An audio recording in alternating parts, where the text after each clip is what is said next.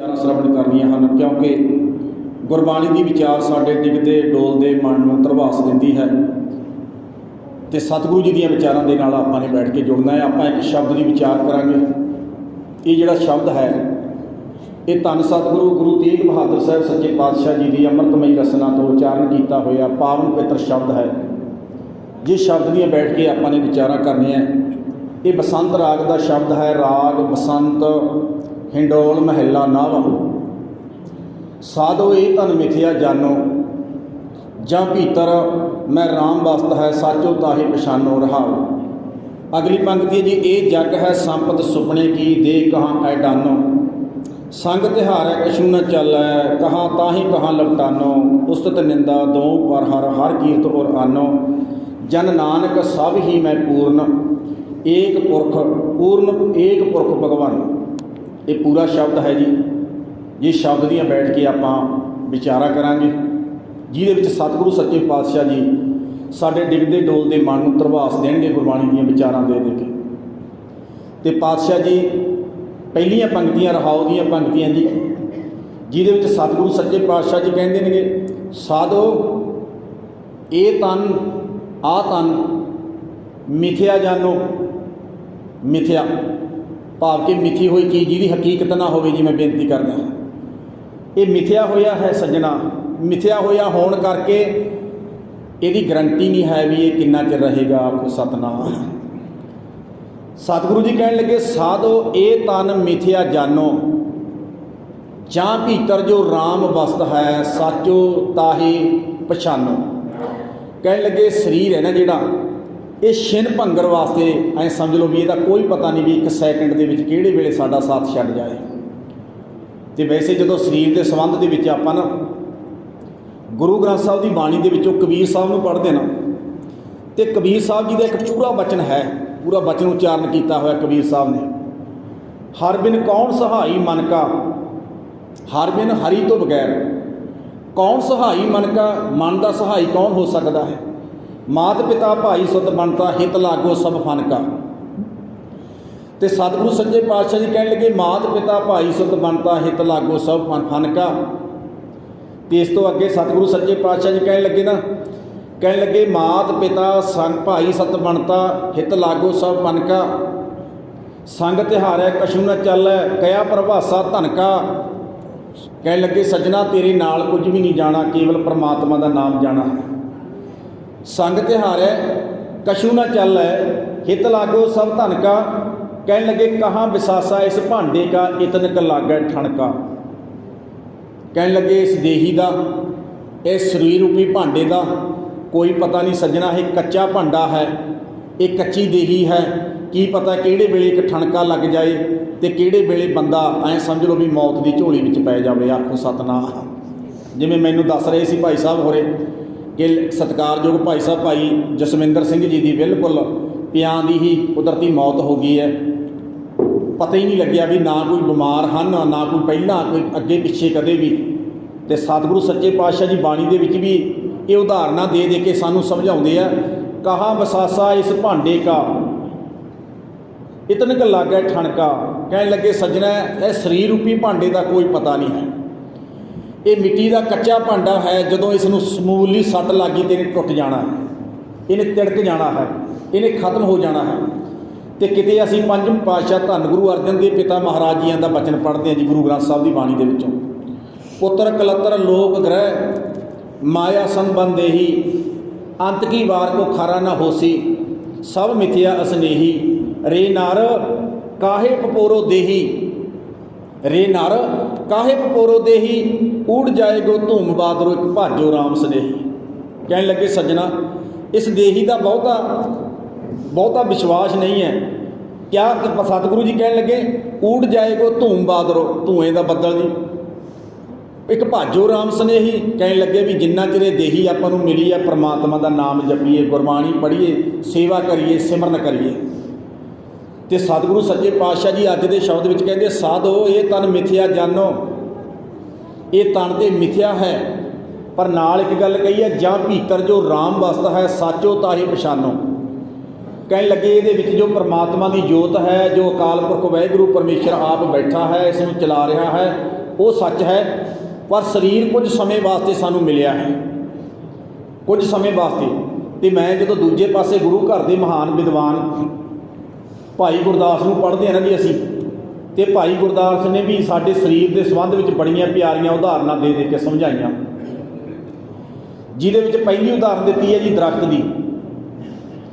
ਭਾਈ ਸਾਹਿਬ ਨੇ ਕਿਹਾ, ਤਰਵਰ ਗਿਰੇ ਪਾਤ ਬਹੁਰੋ ਨਾ ਜੋਰੇ ਜਾਤ, ਸਾਧੋ ਇਹ ਤਨ ਮਿਥਿਆ ਜਾਨੋ। ਕਹਿਣ ਲੱਗੇ ਵੀ ਇਹ ਤਨ ਮਿਥਿਆ ਸਮਝ ਲੈ ਸੱਜਣਾ। ਭਾਈ ਗੁਰਦਾਸ ਵੀ ਉਦਾਹਰਨਾਂ ਦਿੰਦੇ ਆ ਜੀ, ਉਦਾਹਰਨਾਂ ਦੇ ਕੇ ਸਮਝਾਉਂਦੇ ਆ। ਕਹਿਣ ਲੱਗੇ, ਤਰਵਰ ਗਿਰੇ ਪਾਤ ਬਹੁਰੋ ਨਾ ਜੋਰੇ ਜਾਤ, ਐਸੋ ਮਾਤ ਪਿਤਾ ਸੁਤ ਬਣਤਾ ਮੋਹ ਮਾਇਆ ਕੋ। ਅਤੇ ਭਾਈ ਗੁਰਦਾਸ ਨੇ ਇਹਨਾਂ ਦੀ ਪਹਿਲੀ ਉਦਾਹਰਨ ਦਿੱਤੀ ਹੈ। ਕਹਿਣ ਲੱਗੇ, ਸੱਜਣਾ ਐਂ ਸਮਝ ਲਾ ਆਪਾਂ ਬਿਰਛ ਦੇ ਪੱਤਿਆਂ ਦੀ ਤਰ੍ਹਾਂ ਹੈ ਸਾਰੇ। ਜਿਵੇਂ ਬਿਰਛ ਨੂੰ ਪੱਤਾ ਲੱਗਿਆ ਹੈ ਅਤੇ ਪੱਤਾ ਟਾਹਣੀ ਨਾਲੋਂ ਟੁੱਟ ਗਿਆ, ਜਦੋਂ ਟਾਹਣੀ ਨਾਲੋਂ ਇੱਕ ਵਾਰੀ ਟੁੱਟ ਗਿਆ ਨਾ, ਇੱਕ ਵਾਰੀ ਟੁੱਟਿਆ ਹੋਇਆ ਟਾਹਣੀ ਦੇ ਨਾਲੋਂ ਪੱਤਾ ਮੁੜ ਕੇ ਨਾਲ ਨਹੀਂ ਜੋੜਿਆ ਜਾ ਸਕਦਾ। ਆਖੋ ਸਤਿਨਾਮ। ਭਾਈ ਗੁਰਦਾਸ ਆਪਾਂ ਨੂੰ ਸਮਝਾਉਂਦੇ ਆ ਵੀ ਸੱਜਣਾ, ਜਿਹੜਾ ਤੇਰਾ ਤਨ ਹੈ ਇੱਕ ਦਰਖਤ ਦੇ ਲੱਗੇ ਹੋਏ ਪੱਤੇ ਦੀ ਤਰ੍ਹਾਂ ਹੈ। ਜਿੰਨਾ ਚਿਰ ਦਰਖਤ ਦੀ ਟਹਿਣੀ ਨਾਲ ਜੁੜਿਆ ਹਰਾ ਭਰਾ ਹੈ, ਆਨੰਦ ਮਾਣਦਾ ਹੈ, ਖੇੜੇ ਵਿੱਚ ਹੈ, ਪਰ ਟੁੱਟਣ ਦੀ ਢੇਰ ਹੈ। ਜਦੋਂ ਟੁੱਟ ਗਿਆ ਨਾ, ਉਸੇ ਸਮੇਂ ਨਾਲ ਦੀ ਨਾਲ ਖਤਮ ਹੋ ਜਾਏਗਾ। ਪਤਾ ਨਹੀਂ ਹਵਾ ਕਿਹੜੇ ਪਾਸੇ ਨੂੰ ਲੈ ਜਾਏਗੀ, ਉਡਾ ਕੇ ਕਿੱਧਰ ਨੂੰ ਚਲਿਆ ਜਾਣਾ ਹੈ। ਸੱਜਣਾ, ਤੇਰਾ ਜੀਵਨ ਇੱਕ ਪੱਤੇ ਦੀ ਨਿਆਈ ਹੈ। ਦੂਸਰੀ ਉਦਾਹਰਨ ਜੀ ਪਰਿਵਾਰ ਦੀ ਦਿੱਤੀ, ਆਪਣੀ ਸਾਰੇ ਪਰਿਵਾਰ ਦੀ ਭਾਈ ਗੁਰਦਾਸ ਨੇ। ਜੈਸੇ ਤਰਵਰ ਗਿਰੇ ਪਾਤ ਬਹੁਰੋ ਨਾ ਜੋਰੇ ਜਾਤ, ਤੈਸੇ ਐਸੇ ਮਾਤ ਪਿਤਾ ਸੁਤ ਬਣਤਾ, ਮਾਤ ਪਿਤਾ ਸੁਤ ਭਰਾਤ ਮੋਹ ਮਾਇਆ ਕੋ। ਕਹਿਣ ਲੱਗੇ, ਇਸੇ ਤਰ੍ਹਾਂ ਪਰਿਵਾਰ ਵੀ ਇੱਕ ਦਰਖਤ ਦੀ ਤਰ੍ਹਾਂ ਹੁੰਦਾ ਜੀ, ਦਰਖਤ ਦੀ ਤਰ੍ਹਾਂ। ਕਹਿਣ ਲੱਗੇ, ਪਰਿਵਾਰ ਇੱਕ ਦਰਖਤ ਦੀ ਤਰ੍ਹਾਂ ਹੈ, ਇਹਨੂੰ ਪੱਤੇ ਲੱਗੇ ਨੇ। ਕਿਤੇ ਮਾਂ ਰੂਪੀ ਪੱਤਾ ਲੱਗਿਆ, ਕਿਤੇ ਭਰਾ ਰੂਪੀ ਪੱਤਾ ਲੱਗਿਆ, ਕਿਤੇ ਭੈਣ ਰੂਪੀ ਪੱਤਾ ਲੱਗਿਆ, ਕਿਤੇ ਪੁੱਤਰ ਰੂਪੀ, ਕਿਤੇ ਪੋਤਰਾ, ਕਿਤੇ ਪੋਤੀ। ਕਹਿਣ ਲੱਗੇ ਵੀ ਜਿੰਨਾ ਇਹ ਪੱਤਰੇ ਲੱਗੇ ਹੋਏ ਆ ਨਾ, ਜੁੜੇ ਹੋਏ ਆ ਦਰਖਤ ਦੇ ਨਾਲ, ਅਤੇ ਸਾਰਿਆਂ ਨੇ ਇਕੱਲੇ ਕਰਕੇ ਆ ਬਾਰੀ ਆਪੋ ਆਪਣੀ ਕੋਈ ਨਾ ਬੰਦਾ ਧੀਰ ਆਪੋ ਆਪਣੀ ਬਾਰੀ ਦੇ ਮੁਤਾਬਕ ਸੱਜਣਾ ਇਕੱਲੇ ਪੱਤੇ ਨੇ ਝੜ ਜਾਣਾ ਹੈ। ਆਖੋ ਸਤਿਨਾਮ। ਇਹ ਗੱਲਾਂ ਭਾਈ ਗੁਰਦਾਸ ਨੇ ਸਰੀਰ ਦੇ ਸੰਬੰਧ ਵਿੱਚ ਉਚਾਰਨ ਕੀਤੀਆਂ ਜੀ। ਮੋਹ ਮਾਇਆ ਕੋ। ਕਹਿਣ ਲੱਗੇ, ਸੱਜਣਾ ਵੀ ਮੋਹ ਮਾਇਆ ਦੇ ਜਾਲ ਵਿੱਚ ਪੈ ਕੇ ਨਾ ਤੂੰ ਪਰਮਾਤਮਾ ਨੂੰ ਨਾ ਭਲਾ ਰੱਬ ਨੂੰ ਯਾਦ ਰੱਖ, ਮਾਲਕ ਨੂੰ ਯਾਦ ਰੱਖ। ਤੂੰ ਤੇਰਾ ਜੀਵਨ ਇੱਕ ਪੱਤੇ ਦੀ ਨਿਆਈ ਹੈ। ਜਿਵੇਂ ਪੱਤਾ ਟਾਹਣੀ ਨਾਲ ਟੁੱਟ ਗਿਆ ਅਤੇ ਮੋੜ ਕੇ ਨਾਲ ਨਹੀਂ ਲਾਇਆ ਜਾ ਸਕਦਾ। ਦੂਸਰੀ ਉਦਾਹਰਨ ਦਿੱਤੀ ਹੈ ਜੀ ਭਾਈ ਗੁਰਦਾਸ ਨੇ। ਦੂਸਰੀ ਉਦਾਹਰਨ ਦਿੱਤੀ ਹੈ ਭਾਈ ਗੁਰਦਾਸ ਨੇ ਬੁਲਬੁਲੇ ਦੀ। ਪਾਣੀ ਦੇ ਉੱਤੇ ਉੱਠਣ ਵਾਲਾ ਬੁਲਬੁਲਾ ਅਤੇ ਆਕਾਸ਼ ਦੇ ਵਿੱਚੋਂ ਡਿੱਗਣ ਵਾਲਾ ਗੜਾ। ਜਦੋਂ ਮੀਂਹ ਪੈਂਦਾ ਹੈ, ਹਵਾ ਚੱਲਦੀ ਹੈ, ਜਦੋਂ ਹਵਾ ਚੱਲਦੀ ਹੈ, ਹਵਾ ਦੇ ਨਾਲ ਪਾਣੀ ਠੰਡਾ ਹੁੰਦਾ ਹੈ, ਪਾਣੀ ਠੰਡਾ ਹੋ ਕੇ ਬਰਫ਼ ਬਣ ਕੇ ਗੜਾ ਬਣ ਕੇ ਜ਼ਮੀਨ 'ਤੇ ਡਿੱਗਦਾ ਹੈ।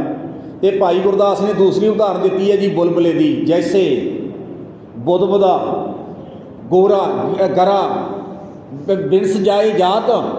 ਕਹਿਣ ਲੱਗੇ ਨਾ, ਜਿਵੇਂ ਆਕਾਸ਼ ਦੇ ਵਿੱਚੋਂ ਗਰਾ ਕਹਿੰਦੇ ਜੀ ਗੜੇ ਨੂੰ, ਬੁਦਬੁਦਾ ਕਹਿੰਦੇ ਜੀ ਬੁਲਬੁਲੇ ਨੂੰ। ਕਹਿਣ ਲੱਗੇ ਵੀ ਮੀਂਹ ਪਿਆ, ਜ਼ਮੀਨ 'ਤੇ ਪਾਣੀ ਇਕੱਠਾ ਹੋਇਆ, ਕਣੀਆਂ ਡਿੱਗੀਆਂ। ਜਦੋਂ ਕਣੀਆਂ ਡਿੱਗਦੀਆਂ ਅਤੇ ਕਣੀਆਂ ਦੇ ਨਾਲ ਬੁਲਬੁਲੇ ਬਣਦੇ ਆ ਪਾਣੀ ਦੇ ਵਿੱਚੋਂ, ਅਤੇ ਹਵਾ ਭਰ ਜਾਂਦੀ ਹੈ। ਕਹਿੰਦੇ ਉਹ ਬੰਦਿਆ, ਤੇਰਾ ਜੀਵਨ ਇੱਕ ਬੁਲਬੁਲੇ ਦੀ ਤਰ੍ਹਾਂ ਹੈ। ਅਤੇ ਬੁਲਬੁਲਾ ਕਿੰਨਾ ਕੁ ਚਿਰ ਹੁੰਦਾ ਜੀ? ਛਿਨ ਭੰਗਰ ਹੁੰਦਾ ਹੈ।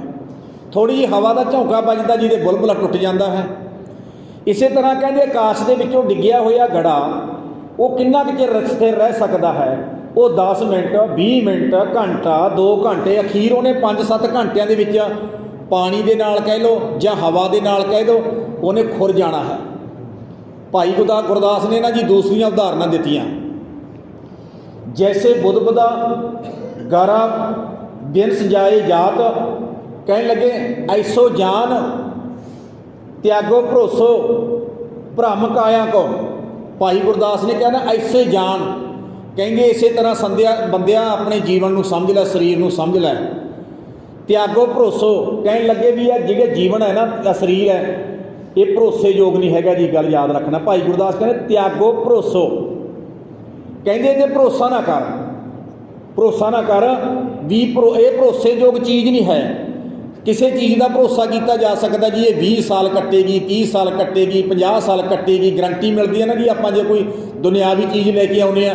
ਪਰ ਭਾਈ ਗੁਰਦਾਸ ਨੇ ਕਿਹਾ ਇਹ ਤਣ ਦਾ ਕੋਈ ਭਰੋਸਾ ਨਹੀਂ।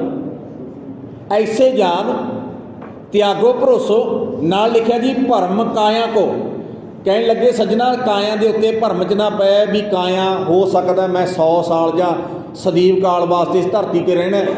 नहीं नहीं सज्जना, तेरी जिहड़ी पाया है ना, शरीर की पाया है एक पानी के बुलबुले की तरह, एक आकाश के विचों डिगे हुए गड़े तो वध कुछ भी नहीं है। आखो सतनाम।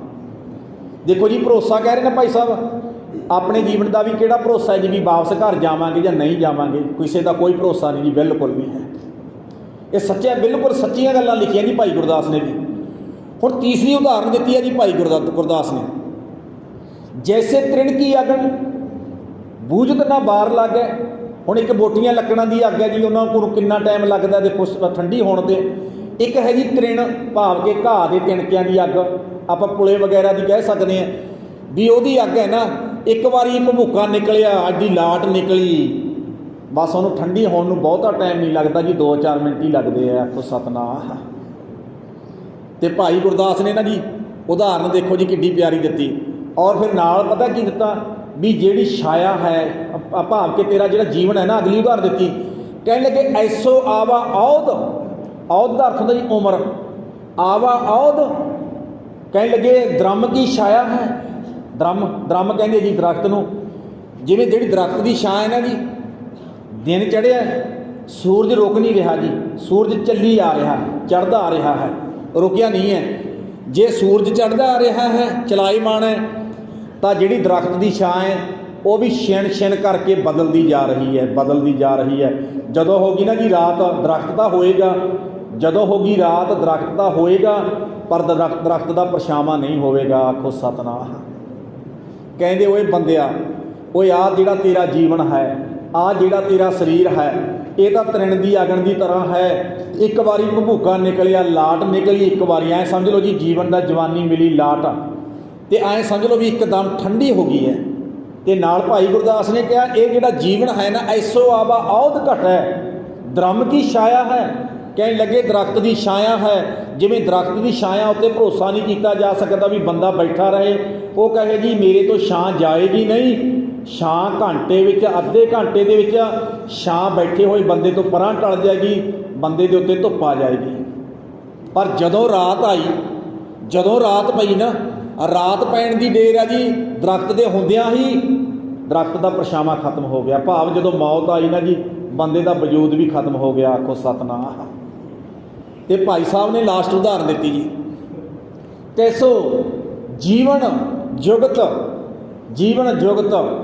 कहने लगे चल जा संघाती चल जाए। कहने लगे इस तरह मैं तेनों बेनती करदा भाई गुरदास कहते संघाती का अर्थ होंदा जी संगी साथी, भी तेरे नाल जाण वाला तेरा साथी चाहिदा है। तो कौन जी साथी? परमात्मा भाव गुरु।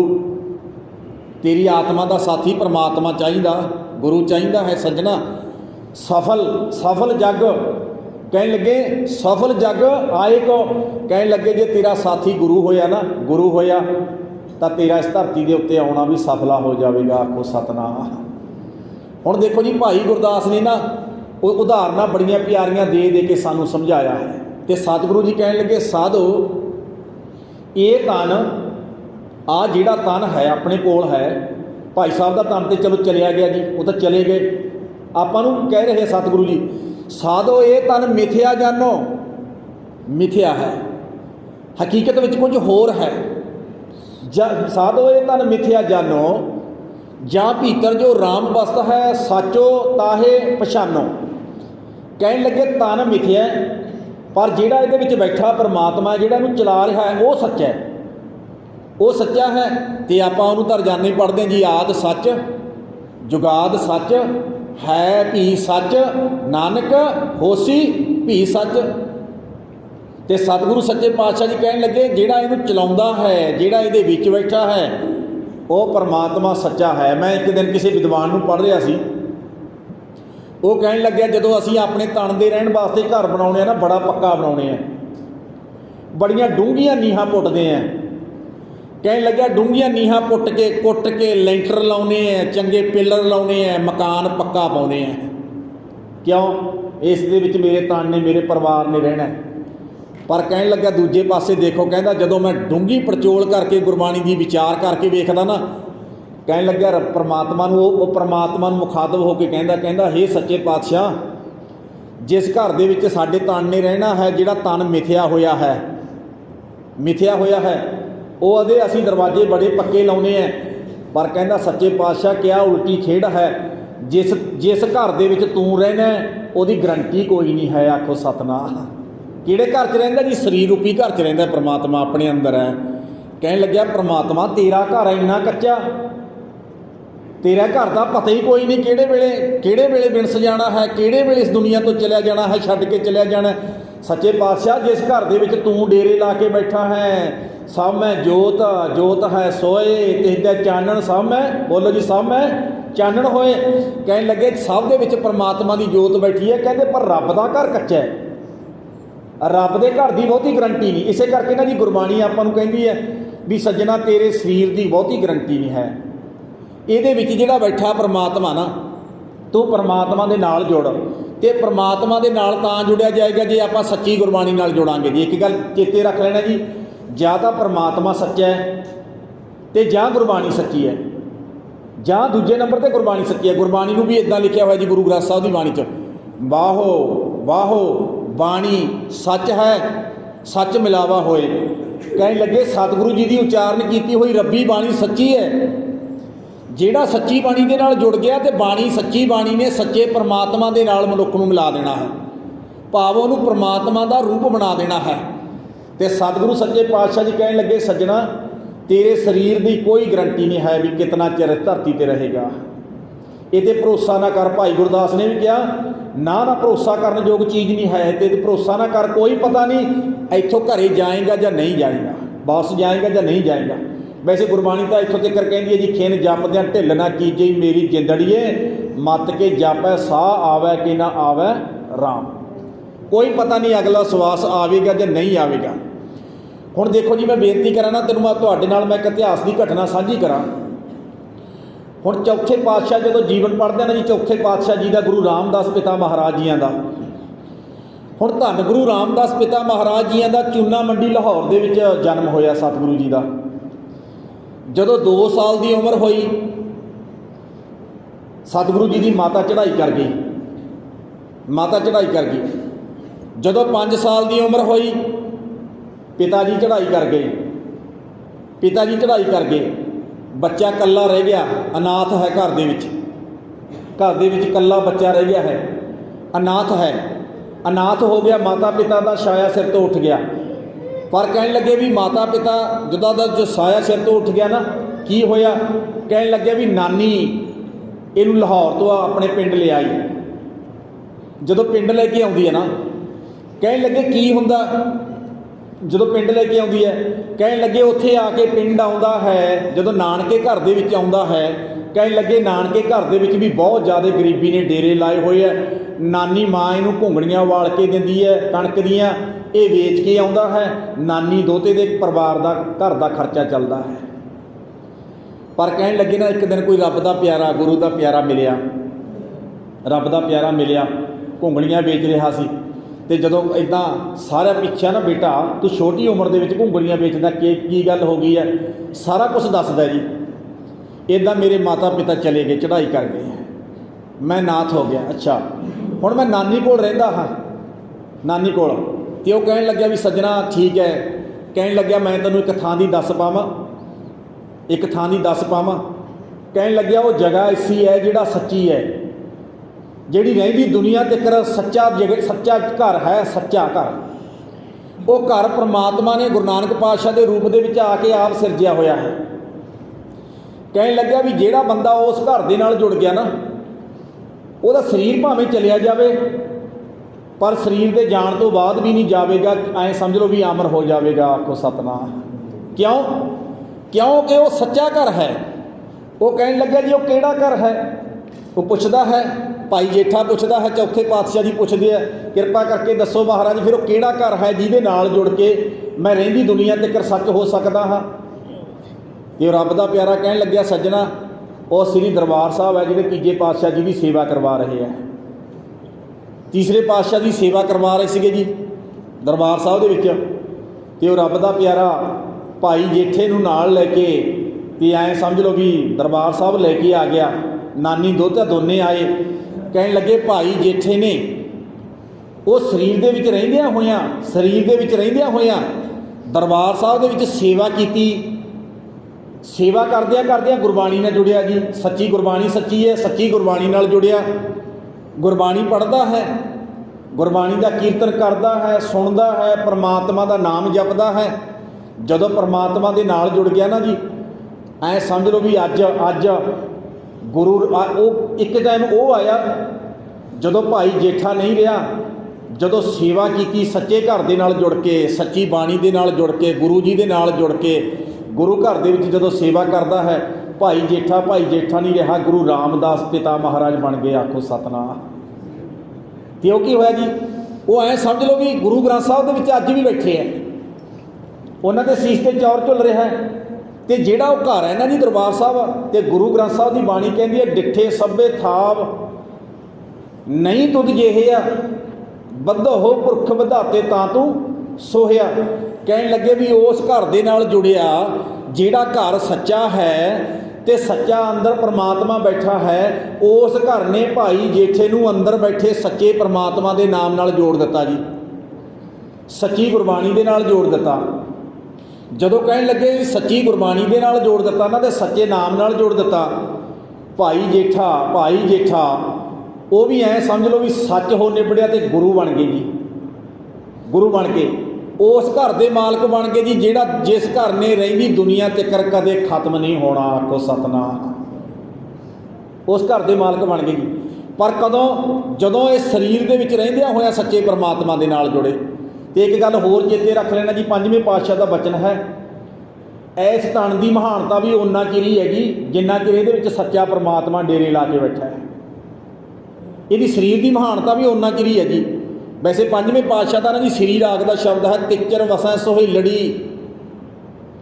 जिच्चर साथी नाल जा साथी उठी चलिया ता धन खाकू राल। तिच्चर वसै कहन लगे तिच्चर वसै सोहिलड़ी, कहन लगे ना भावें एक बीबी की उदाहरण दी है जी। कहन लगे भी ऐ समझ लो एक बीबी अपने घर के सुखा का जीवन बतीत करती है। तिच्चर वसै सोहिलड़ी जिच्चर साथी नाल, कहन लगे हे काया हे जीव रूपी इस्त्री, तू इस धरती के उत्ते सुखी वसेगी, उन्ना चिर सुखी वसदी है जिन्ना चिर तेरा साथी नाल भाव परमात्मा तेरे अंदर बैठा तेरे नाल है। आखो सतनाम। तिच्चर वसै सोहिलड़ी जिच्चर साथी नाल, जा साथी उठी चलिया, जा साथी उठी चलिया। कहन लगे जे साथी उडारी मार गया, भाव परमात्मा की जोत उडारी मार गई, तां धन खाकू राल। कहन लगे शरीर का संस्कार हो जाता है तो मिट्टी की ढेरी बन जाता है। आखो सतनाम। तो अगली पंक्ति है ना जी जी, इस तो अगे पंक्ति है, जिच्चर वसया कंत घर जियो जियो सभै कहात, जा उठी चलसी कंतड़ा ता कोई ना पूछे तेरी बात। कहन लगे ना जिन्ना चिर अंदर परमात्मा की जोत है, सच्चे परमात्मा की जोत अंदर डेरे ला के बैठी है, इस शरीर की महानता भी उन्ना चिर ही है जी। याद रख लेना उन्ना चिर शरीर की महानता जी। जिच्चर वसया कंत घर जियो जियो सभै कहात, जे वो परमात्मा रूपी कंत जीव रूपी इस्त्री के अंदर बैठा है तो सारे सत्कार करते हैं। जा उठी चलसी कंतड़ा, कहन लगे परमात्मा की जोत अंदरों उडारी मार गई तो कोई ना पूछे तेरी बात। कहन लगे सज्जना फिर उस तो बाद ऐ समझ लो भी डैड बॉडी आप कहन लग जाने जी, बंदे की मौत हो गई है। कहन लगे उस तो बाद कोई ना पूछे तेरी बात, सहुरड़ै सौ सेव तू पेई अड़ै सौ सेव तू, सहुरड़ै सुख वस गुरमिल चज अचार सिख तुद कदे न लगे दुख। कहन लगे इसे करके तो सतगुरु सच्चे पातशाह जी कहन लगे मैं इस जीव इस्त्री नूं बेनती करदा हाँ सज्जणा, जिन्ना चिर तू इस पेके घर दे विच रह रहा है, इस धरती के उत्ते रह रहा है, पेई अड़े 100 सेव तो 100 दा अर्थ जी परमात्मा। कहन लगे शरीर विच रहिंदियां होइयां इस धरती ते रहिंदियां होइयां परमात्मा नूं याद करिया कर। सहुरड़ै सुख वस, कहन लगे गुरमिल चज अचार सिख तुद कदे न लगे दुख। ते अगलियां पंक्तियां जी, सब ना सहुरे बंझना सब मुकलावण हार, नानक धन सुहागणी जिनसै नाल प्यार। ਕਹਿਣ ਲੱਗੇ ਸਾਰਿਆਂ ਨੇ ਇੱਕ ਨਾ ਇੱਕ ਦਿਨ ਇਸ ਧਰਤੀ ਨੂੰ ਛੱਡ ਕੇ ਜਾਣਾ ਹੈ, ਮਾਲਕ ਦੇ ਘਰ ਨੂੰ ਜਾਣਾ ਹੈ। ਤੇ ਸਤਿਗੁਰੂ ਸੱਚੇ ਪਾਤਸ਼ਾਹ ਜੀ ਕਹਿਣ ਲੱਗੇ ਸਾਧੂ ਇਹ ਤਨ ਮਿਥਿਆ ਜਾਨੋ, ਜਾਂ ਭੀਤਰ ਜੋ ਰਾਮ ਵਸਤ ਹੈ ਸਾਚੋ ਤਾਹੇ ਪਛਾਨੋ। ਕਹਿਣ ਲੱਗੇ ਵੀ ਸੱਚਾ ਕੇਵਲ ਅੰਦਰ ਬੈਠਾ ਪਰਮਾਤਮਾ ਹੀ ਹੈ। ਵੈਸੇ ਚਲੋ ਘਟ ਘਟ ਮੈਂ ਹਰ ਜੂ ਵਸੈ ਸੰਤਨ ਕਹਿਓ ਪੁਕਾਰ, ਹਰੇਕ ਹਿਰਦੇ ਵਿੱਚ ਸੱਚਾ ਪਰਮਾਤਮਾ ਆਪ ਬੈਠਾ ਹੈ, ਡੇਰੇ ਲਾ ਕੇ ਬੈਠਾ ਹੈ।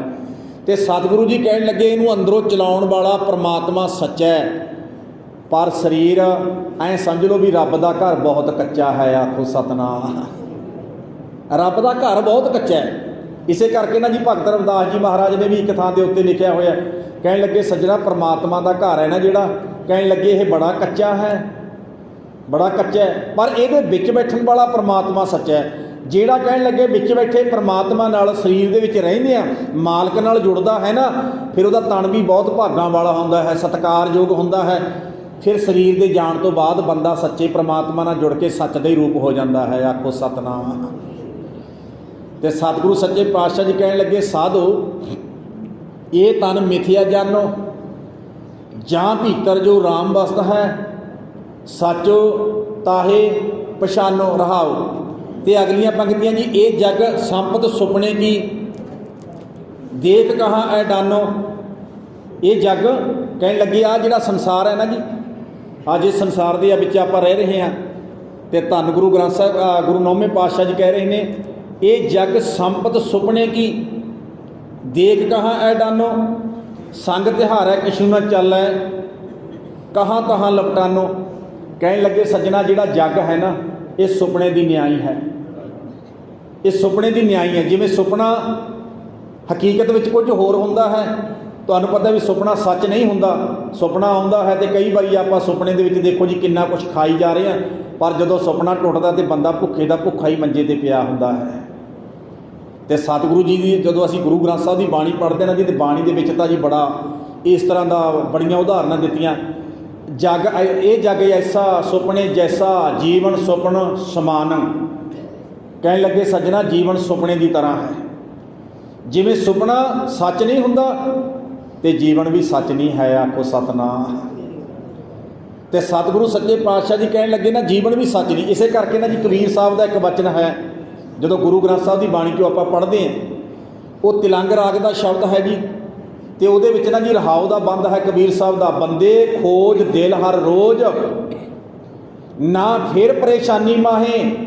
ਉੱਥੇ ਕਬੀਰ ਸਾਹਿਬ ਨੇ ਕਿਹਾ ਇਹ ਜੋ ਦੁਨੀਆ ਸਿਹਰ ਮੇਲਾ, ਨਾਲ ਲਿਖਿਆ ਜੀ ਦਸਤਗੀਰੀ ਨਾਹੇ। ਕਹਿਣ ਲੱਗੇ ਇਸੇ ਕਰਕੇ ਨਾ ਭਗਤ ਕਬੀਰ ਸਾਹਿਬ ਵੀ ਕਹਿੰਦੇ ਬੰਦੇ ਖੋਜ ਦਿਲ ਹਰ ਰੋਜ਼, ਆਪਣੇ ਦਿਲ ਦੀ ਰੋਜ਼ਾਨਾ ਖੋਜ ਕਰਨੀ ਹੈ, ਨਾ ਫਿਰ ਪਰੇਸ਼ਾਨੀ ਮਾਹੇ। ਕਹਿਣ ਲੱਗੇ ਸੱਜਣਾ ਜੇ ਦਿਲ ਦੀ ਖੋਜ ਕਰੇਗਾ ਤੇ ਪਰੇਸ਼ਾਨੀਆਂ ਨਹੀਂ ਘੇਰਨੀਆਂ। ਪਰ ਨਾਲ ਉਦਾਹਰਨ ਦੇ ਕੇ ਸਮਝਾਉਂਦੇ ਆ ਜੀ, ਬੰਦੇ ਖੋਜ ਦਿਲ ਹਰ ਰੋਜ਼ ਨਾ ਫਿਰ ਪਰੇਸ਼ਾਨੀ ਮਾਹੇ। ਪਰ ਨਾਲ ਕਿਹਾ ਇਹ ਜੋ ਦੁਨੀਆ ਸਿਹਰ ਮੇਲਾ, ਸਿਹਰ ਮੇਲਾ ਦਸਤਗੀਰੀ ਨਾਹੇ। ਕਹਿਣ ਲੱਗੇ ਸੱਜਣਾ ਜੇ ਸੰਸਾਰ ਦੇ ਅੰਦਰ ਤੂੰ ਰਹਿਣਾ, ਸਿਹਰ ਮੇਲੇ ਦਾ ਅਰਥ ਹੁੰਦਾ ਜੀ ਜਾਦੂਗਰ ਦਾ ਤਮਾਸ਼ਾ।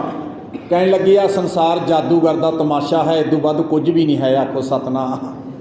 ਜਿਵੇਂ ਜਾਦੂਗਰ ਹੁੰਦਾ ਨਾ ਜੀ, ਦੇਖੋ ਆਪਾਂ ਨੂੰ ਸਾਰਾ ਕੁਝ ਕੱਢ ਕੱਢ ਕੇ ਵਿਖਾਈ ਜਾਂਦਾ। ਕਦੇ ਉਹ ਪੈਸੇ ਕੱਢ ਕੇ ਦਿਖਾਉਂਦਾ, ਕਦੇ ਕੁਝ ਕੱਢ ਕੇ ਦਿਖਾਉਂਦਾ, ਕਦੇ ਕੁਝ ਕੱਢ ਕੇ ਦਿਖਾਉਂਦਾ। ਜਦੋਂ ਖੇਡ ਦੀ ਸਮਾਪਤੀ ਕਰਦਾ ਹੁੰਦਾ ਆਪਣੇ ਵਰਗਾ ਹੀ ਹੈ, ਹੁੰਦਾ ਕੁਝ ਵੀ ਨਹੀਂ। ਅਸਲੀਅਤ ਕੁਝ ਉਹਦੀ ਹੋਰ ਹੁੰਦੀ ਹੈ। ਕਹਿਣ ਲੱਗੇ ਸੱਜਣਾ ਜਿਹੜਾ ਸੰਸਾਰ ਹੈ ਇਹ ਸੁਪਨੇ ਦੀ ਨਿਆਈ ਹੈ, ਇਹ ਜਗਤ ਦਾ ਐ ਸਮਝ ਲਓ ਜਾਦੂਗਰ ਦਾ ਖੇਲ ਹੈ, ਤਮਾਸ਼ਾ ਹੈ। ਤੇ ਨਾਲ ਗੁਰੂ ਸਾਹਿਬ ਨੇ ਕਿਹਾ ਨਾ ਵੀ ਪ੍ਰਮਾਤਮਾ ਦਾ ਨਾਮ ਜਪਣ ਤੋਂ ਬਗੈਰ ਤੇਰੇ ਹੱਥ ਵਿੱਚ ਆਉਣ ਵਾਲਾ ਵੀ ਕੁਝ ਨਹੀਂ ਸਮਾਜ ਦੇ ਵਿੱਚੋਂ ਜੀ। ਦਸਤਗੀਰੀ ਨਾ ਹੀ ਲਿਖਿਆ ਜੀ, ਦਸਤ ਮੈਨੇ ਹੁੰਦਾ ਹੱਥ, ਗੀਰੀ ਮੈਨੇ ਹੁੰਦਾ ਹੱਥ ਵਿੱਚ ਆਉਣ ਵਾਲਾ ਕੁਝ ਨਹੀਂ ਹੈ। ਤੇਰੇ ਹੱਥ ਵਿੱਚ ਦੁਨਿਆਵੀ ਦਾਤ ਕੋਈ ਵੀ ਨਾਲ ਨਹੀਂ ਜਾਏਗੀ ਸੱਜਣਾ। ਹਾਂ ਠੀਕ ਹੈ ਵੀ ਸਰੀਰ ਵਿੱਚ ਰਹਿੰਦੇ, ਜਿੰਨਾ ਚਿਰ ਆਪਾਂ ਸਰੀਰ ਵਿੱਚ ਰਹਿ ਰਹੇ ਹਾਂ ਉਹਨਾਂ ਚਿਰ ਸਰੀਰ ਵਿੱਚ ਰਹਿੰਦੇ ਆ ਇਹਨਾਂ ਦਾਤਾਂ ਜੋ ਪ੍ਰਮਾਤਮਾ ਨੇ ਆਪਾਂ ਨੂੰ ਦਿੱਤਾ ਜੀ, ਪੈਸਾ ਦਿੱਤਾ ਹੈ, ਘਰ ਦਿੱਤਾ, ਜ਼ਮੀਨ ਜਾਇਦਾਦ ਦਿੱਤੀ ਹੈ, ਸਭ ਕੁਝ ਜੋ ਕੁਝ ਦਿੱਤਾ ਉਹਦਾ ਆਨੰਦ ਤਾਂ ਮੰਨਣਾ ਹੈ, ਪਰ ਇੱਥੋਂ ਹੀ ਲਿਆ ਤੇ ਇੱਥੇ ਹੀ ਛੱਡ ਕੇ ਜਾਣਾ ਹੈ। ਆਖੋ ਸਤਨਾਮ। ਨਾਲ ਨਹੀਂ ਜੀ ਕੁਝ ਜਾਏਗਾ। ਇਹ ਸੰਸਾਰ ਤੇ ਸੁਪਨੇ ਦੀ ਨਿਆਈ ਹੈ। ਤੇ ਸਤਿਗੁਰੂ ਸੱਚੇ ਪਾਤਸ਼ਾਹ ਜੀ ਕਹਿਣ ਲੱਗੇ ਇਹ ਜਗ ਸੰਪਤ ਸੁਪਨੇ ਕੀ। ਕਹਿਣ ਲੱਗੇ ਦੇਖ ਹੈ ਐਡਾਨੋ। ਐਡਾਨੋ ਦਾ ਅਰਥ ਹੁੰਦਾ ਜੀ ਅੱਖਾਂ ਅੱਡ ਕੇ ਵੇਖਣਾ। ਕਹਿਣ ਲੱਗੇ ਸੱਜਣਾ ਇੱਦਾਂ ਅੱਖਾਂ ਅੱਡ ਅੱਡ ਕੇ ਜੇ ਸੰਸਾਰ ਨੂੰ ਤੂੰ ਵੇਖਦਾ ਨਾ, ਇਹ ਤਾਂ ਸੁਪਨੇ ਦੀ ਨਿਆਈ ਹੈ। ਅਤੇ ਮੈਂ ਕਿਸੇ ਰੱਬ ਦੇ ਪਿਆਰੇ ਵਿਦਵਾਨ ਨੂੰ ਪੜ੍ਹ ਰਿਹਾ ਸੀ, ਉਹ ਕਹਿਣ ਲੱਗੇ ਨਾ ਇੱਕ ਵਾਰੀ ਕੀ ਹੋਇਆ, ਕੋਈ ਬਾਦਸ਼ਾਹ ਸੀ, ਦੁਨੀਆ ਦਾ ਬਾਦਸ਼ਾਹ, ਰਾਤ ਨੂੰ ਸੌਂ ਗਿਆ। ਜਦੋਂ ਸੁੱਤਾ ਨਾ, ਕਹਿਣ ਲੱਗੇ ਸੁੱਤੇ ਹੋਏ ਨੂੰ ਸੁਪਨਾ ਆਇਆ, ਸੁਪਨੇ ਦੇ ਵਿੱਚ ਭਿਖਾਰੀ ਬਣ ਗਿਆ, ਭਿਖਾਰੀ ਬਣਿਆ। ਜਦੋਂ ਭਿਖਾਰੀ ਬਣਿਆ ਨਾ, ਕਹਿਣ ਲੱਗੇ ਐਸਾ ਭਿਖਾਰੀ ਬਣਿਆ ਵੀ ਭੀਖ ਮੰਗਦਾ ਫਿਰਦਾ ਹੈ, ਅੱਜ ਭੁੱਖ ਲੱਗੀ। ਸੁਪਨੇ ਦੇ ਵਿੱਚ ਜਦੋਂ ਭੁੱਖ ਲੱਗੀ ਨਾ, ਕਹਿਣ ਲੱਗੇ ਵੀ ਇੱਦਾਂ ਹੱਥ ਅੱਡ ਅੱਡ ਕੇ ਮੰਗਦਾ ਹੈ ਖਾਣ ਵਾਸਤੇ, ਕਿਤੋਂ ਕੁਝ ਮੰਗਦਾ, ਕਿਤੋਂ ਕੁਝ ਮੰਗਦਾ, ਕਿਤੋਂ ਕੁਝ ਮੰਗਦਾ। ਕਹਿਣ ਲੱਗੇ ਰਸਤਾਂ ਬਾਸਤਾਂ ਇਕੱਠੀਆਂ ਕਰਕੇ ਲਿਆ ਕੇ ਕਹਿਣ ਲੱਗਿਆ ਵੀ ਆਪਾਂ ਨੂੰ ਭੁੱਖ ਲੱਗੀ, ਆਪਾਂ ਖੀਰ ਬਣਾ ਕੇ ਖਾਣੀ ਹੈ। ਕਹਿਣ ਲੱਗੇ ਕਿਸੇ ਘੁਮਿਆਰ ਵੀਰ ਦੇ ਘਰੋਂ ਹਾਂਡੀ ਲੈ ਕੇ ਆਇਆ, ਭਾਂਡਾ ਲੈ ਕੇ ਆਇਆ ਮਿੱਟੀ ਦਾ। ਕਹਿਣ ਲੱਗੇ ਚੌਲ ਲੈ ਕੇ ਆਇਆ, ਦੁੱਧ ਲੈ ਕੇ ਆਇਆ, ਉਸ ਮਿੱਟੀ ਦੇ ਭਾਂਡੇ ਵਿੱਚ ਦੁੱਧ ਪਾ ਦਿੱਤਾ, ਵਿੱਚ ਚੌਲ ਪਾ ਦਿੱਤੇ। ਜਦੋਂ ਚੌਲ ਪਾ ਦਿੱਤੇ ਨਾ, ਇੱਦਾਂ ਚੁੱਲ੍ਹਾ ਬਣਾ ਕੇ ਜਦੋਂ ਅੱਗ ਬਾਲਣ ਲੱਗਿਆ, ਕਹਿਣ ਲੱਗੇ ਅੱਗ ਬਾਲੀ ਹੈ ਚੁੱਲ੍ਹੇ ਦੇ ਵਿੱਚ। ਜਦੋਂ ਚੁੱਲ੍ਹੇ 'ਚ ਅੱਗ ਬਾਲੀ ਹੈ ਅਤੇ ਬੈਠਾ ਕੋਲ, ਕਹਿਣ ਲੱਗੇ ਕੀ ਹੋਇਆ ਇਹਨਾਂ ਨੂੰ, ਕਹਿੰਦਾ 2 ਬੈਲ 2 ਬਲਦ ਭਿੜਦੇ ਦੋਨੇ ਆਪਸ ਵਿੱਚ ਦੀ। ਜਦੋਂ ਭਿੜਦੇ ਨਾ ਦੂਰੋਂ ਚੱਲੇ, ਉੱਥੇ ਆ ਗਏ ਜਿੱਥੇ ਉਹ ਬਾਦਸ਼ਾਹ ਬੈਠਾ ਆਪਣੇ ਛਕਣ ਵਾਸਤੇ ਖੀਰ ਬਣਾ ਰਿਹਾ ਸੀ। ਉਹਨੇ ਸੋਚਿਆ ਵੀ ਮੈਂ ਇਹਨਾਂ ਦੇ ਭੇਡ 'ਚ ਨਾ ਆ ਜਾਵਾਂ, ਕਿਤੇ ਮੈਂ ਇਹਨਾਂ ਦੇ ਭੇਡ 'ਚ ਨਾ ਜਾਵਾਂ। ਕਹਿਣ ਲੱਗੇ ਨਾ ਜਿਹੜਾ ਆਪਣੇ ਵਾਸਤੇ ਖੀਰ ਬਣਾਉਂਦਾ ਸੀ ਨਾ, ਜਦੋਂ ਬਿਲਕੁਲ ਬੈਲ ਨੇੜੇ ਆ ਗਏ, ਬਲਦ ਨੇੜੇ ਆ ਗਏ ਭਿੜਦੇ, ਉਹਨੇ ਆਖਿਆ ਮੈਂ ਇਹਨਾਂ ਦੀ ਲਪੇਟ 'ਚ ਨਾ ਆ ਜਾਵਾਂ। ਜੇ ਉੱਠ ਕੇ ਭੱਜਣ ਲੱਗਿਆ ਨਾ ਜੀ, ਜਦੋਂ ਉੱਠ ਕੇ ਭੱਜਣ ਲੱਗਿਆ ਤੇ ਅੱਖ ਖੁੱਲ੍ਹ ਗਈ। ਆਖੋ ਸਤਨਾਮ। ਜਦੋਂ ਅੱਖ ਖੁੱਲ੍ਹੀ ਨਾ, ਤੇ ਅੰਦਰ ਇੱਕ ਸਵਾਲ ਪੈਦਾ ਹੋ ਗਿਆ ਜੀ, ਨਾਲ ਦੀ ਨਾਲ ਉਸ ਬਾਦਸ਼ਾਹ ਦੇ ਅੰਦਰ ਇੱਕ ਸਵਾਲ ਪੈਦਾ ਹੋ ਗਿਆ। ਸਵਾਲ ਪੈਦਾ ਕੀ ਹੋਇਆ, ਉਹ ਕਹਿਣ ਲੱਗਿਆ ਇਹ ਸੱਚ ਜਾਂ ਉਹ ਸੱਚ। ਜਦੋਂ ਅੱਖ ਖੁੱਲ੍ਹੀ ਨਾ ਜੀ, ਇੱਕ ਸਵਾਲ ਅੰਦਰ ਪੈਦਾ ਹੋ ਗਿਆ ਜੀ। ਦੇਖੋ ਤੁਸੀਂ ਸੁਪਨੇ ਦੇ ਵਿੱਚ, ਕਹਿਣ ਲੱਗਿਆ ਇਹ ਸੱਚ ਜਾਂ ਉਹ ਸੱਚ। ਜਦੋਂ ਇਹ ਸਵਾਲ ਪੈਦਾ ਹੋਇਆ ਵੀ ਇਹ ਸੱਚ ਜਾਂ ਉਹ ਸੱਚ, ਕਹਿਣ ਲੱਗੇ ਹੁਣ ਨੀਂਦ ਨਹੀਂ ਆਉਂਦੀ। ਜਦੋਂ ਨੀਂਦ ਨਹੀਂ ਨਾ ਆਉਂਦੀ, ਕਹਿਣ ਲੱਗੇ ਐਂ ਸਮਝ ਲਓ ਵੀ ਸਾਰੀ ਰਾਤ ਜਦੋਂ ਉਸ ਤੋਂ ਬਾਅਦ ਸੁੱਤਾ ਨਾ, ਅਤੇ ਸਵੇਰੇ ਇਸ਼ਨਾਨ ਪਾਣੀ ਕਰਕੇ ਅਤੇ ਬਾਦਸ਼ਾਹ ਨੇ ਆਪਣਾ ਦਰਬਾਰ ਅੱਜ ਐਂ ਸਮਝ ਲਓ ਸਵਖਤੀ ਲਾ ਲਿਆ। ਦਰਬਾਰ ਲਾ ਕੇ ਅਤੇ ਆਪਣੇ ਸਾਰੇ ਦਰਬਾਰੀਆਂ ਨੂੰ ਕਹਿਣ ਲੱਗਿਆ ਮੇਰੇ ਅੰਦਰ ਇੱਕ ਪ੍ਰਸ਼ਨ ਹੈ, ਇੱਕ ਫੁਰਨਾ ਉੱਠਿਆ ਮੇਰੇ ਅੰਦਰ, ਇੱਕ ਪ੍ਰਸ਼ਨ ਹੈ। ਮੈਂ ਅੱਜ ਤੁਹਾਡੇ ਕੋਲੋਂ ਸਾਰਿਆਂ ਕੋਲੋਂ ਇੱਕ ਪ੍ਰਸ਼ਨ ਦਾ ਉੱਤਰ ਮੰਗਦਾ ਹਾਂ, ਮੈਨੂੰ ਉੱਤਰ ਚਾਹੀਦਾ ਹੈ। ਉਹ ਕਹਿਣ ਲੱਗੇ ਜੀ ਦੱਸੋ ਕੀ ਉੱਤਰ ਚਾਹੀਦਾ। ਕਹਿਣ ਲੱਗੇ ਵੀ ਪ੍ਰਸ਼ਨ ਇਹ ਹੈ ਮੇਰਾ ਵੀ ਇਹ ਸੱਚ ਜਾਂ ਉਹ ਸੱਚ, ਇਹ ਸੱਚ ਜਾਂ ਉਹ ਸੱਚ। ਕਹਿਣ ਲੱਗੇ ਵੀ ਸਾਰੇ ਕਹਿਣ ਲੱਗੇ ਜੀ ਸਾਡੇ ਤਾਂ ਗੱਲ ਸਮਝ 'ਚ ਨਹੀਂ ਆਉਂਦੀ, ਅਸੀਂ ਤਾਂ ਤੁਹਾਡੇ ਇਸ ਪ੍ਰਸ਼ਨ ਦਾ ਉੱਤਰ ਨਹੀਂ ਦੇ ਸਕਦੇ ਵੀ ਤੁਸੀਂ ਕਹਿ ਰਹੇ ਹੋ ਇਹ ਸੱਚ ਜਾਂ ਉਹ ਸੱਚ, ਅਤੇ ਕਿਸੇ ਦੇ ਵੀ ਸਮਝ 'ਚ ਨਾ ਆਵੇ ਜੀ।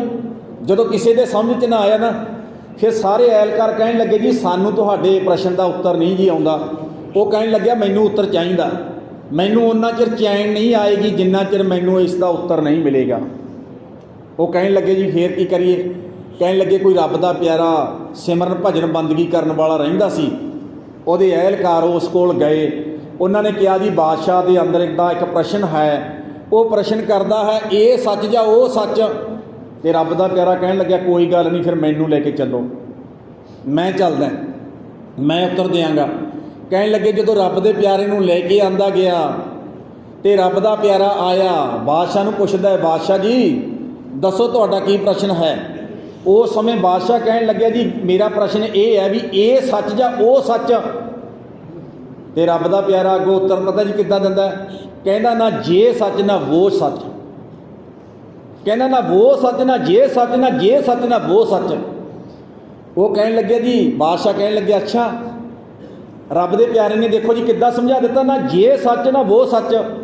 ਪਤਾ ਜੀ ਕੀ ਉਹਦਾ ਪ੍ਰਸ਼ਨ ਕੀ ਸੀ। ਕਹਿਣ ਲੱਗਾ ਮੈਨੂੰ ਸੁੱਤੇ ਪਏ ਨੂੰ ਸੁਪਨਾ ਆਇਆ, ਮੈਂ ਸੁਪਨੇ ਦੇ ਵਿੱਚ ਭਿਖਾਰੀ ਬਣ ਗਿਆ। ਜਦੋਂ ਮੈਂ ਭਿਖਾਰੀ ਬਣਿਆ ਅਤੇ ਜਦੋਂ ਮੇਰੀ ਅੱਖ ਖੁੱਲ੍ਹੀ ਸੀ ਤਾਂ ਮੈਂ ਬਾਦਸ਼ਾਹ, ਪਰ ਮੈਂ ਸੁਪਨੇ ਵਿੱਚ ਭਿਖਾਰੀ ਬਣ ਗਿਆ। ਮੈਂ ਪੁੱਛਣਾ ਚਾਹੁੰਦਾ ਵੀ ਉਹ ਸੁਪਨਾ ਸੱਚ ਸੀ। ਅਤੇ ਰੱਬ ਦਾ ਪਿਆਰਾ ਕਹਿਣ ਲੱਗਿਆ ਜੀ ਨਹੀਂ। ਕਹਿਣ ਲੱਗੇ ਇੱਕ ਸੁਪਨਾ ਉਹ ਹੈ ਜਿਹੜਾ ਬੰਦ ਅੱਖ ਦਾ ਸੁਪਨਾ ਜੀ, ਜਦੋਂ ਆਪਾਂ ਸੌਂਦੇ ਹਾਂ ਅੱਖਾਂ ਬੰਦ ਹੁੰਦੀਆਂ ਨੇ, ਇੱਕ ਤਾਂ ਉਦੋਂ ਸੁਪਨਾ ਆਉਂਦਾ ਹੈ। ਨਾ ਤਾਂ ਉਹ ਸੁਪਨਾ ਸੱਚ ਹੈ ਜੀ ਜਿਹੜਾ ਰਾਤ ਨੂੰ ਸੁੱਤੇ ਪਿਆਂ ਨੂੰ ਆਉਂਦਾ ਹੈ, ਨਾ ਤਾਂ ਉਹ ਸੁਪਨਾ ਸੱਚ ਹੈ, ਅਤੇ ਨਾ ਹੀ ਜੀ ਜਿਹੜਾ ਆਹ ਖੁੱਲ੍ਹੀ ਅੱਖ ਦਾ ਸੁਪਨਾ, ਆਹ ਸੰਸਾਰ ਹੈ ਜਿਹੜਾ ਆ ਜਿਹੜਾ ਸੰਸਾਰ ਦੇ ਵਿੱਚ ਆਪਾਂ ਰਹਿੰਦੇ ਹਾਂ, ਇਹ ਖੁੱਲੀ ਅੱਖ ਦਾ ਸੁਪਨਾ ਜੀ, ਨਾ ਇਹ ਸੱਚ ਹੈ, ਆਖੋ ਸਤਨਾਮ। ਤੇ ਆਪਾਂ 9ਵੇਂ ਪਾਤਸ਼ਾਹ ਦਾ ਇੱਕ ਬਚਨ ਪੜ੍ਹਦੇ ਹਾਂ ਜੀ, 9ਵੇਂ ਪਾਤਸ਼ਾਹ ਦਾ, ਰੇ ਨਰ ਇਹ ਸਾਚੀ ਜੀ ਧਾਰ, ਸਗਲ ਜਗਤ ਹੈ ਜੈਸੇ ਸੁਪਨਾ, ਬਿਨਸਤ ਲਗਤ ਨਾ ਬਾਰ, ਬਾਰੂ ਭੀਤ ਬਣਾਈ ਰਚ ਪਚ ਰਹਿਤ ਨਹੀਂ ਦਿਨ ਚਾਰ, ਤੈਸੇ ਹੀ ਇਹ ਸੁਖ ਮਾਇਆ ਕੇ ਉਰਜੋ ਕਹਾਂ ਗਵਾਰ।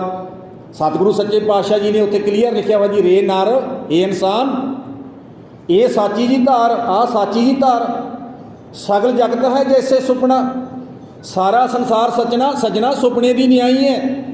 ਸਗਲ ਜਗਤ ਹੈ ਜੈਸੇ ਸੁਪਨਾ, ਬਿਨਸਤ ਲਗਤ ਨਾ ਬਾਰ, ਬਾਰ ਦਾ ਅਰਥ ਹੁੰਦਾ ਜੀ ਦੇਰੀ ਲੱਗਣਾ।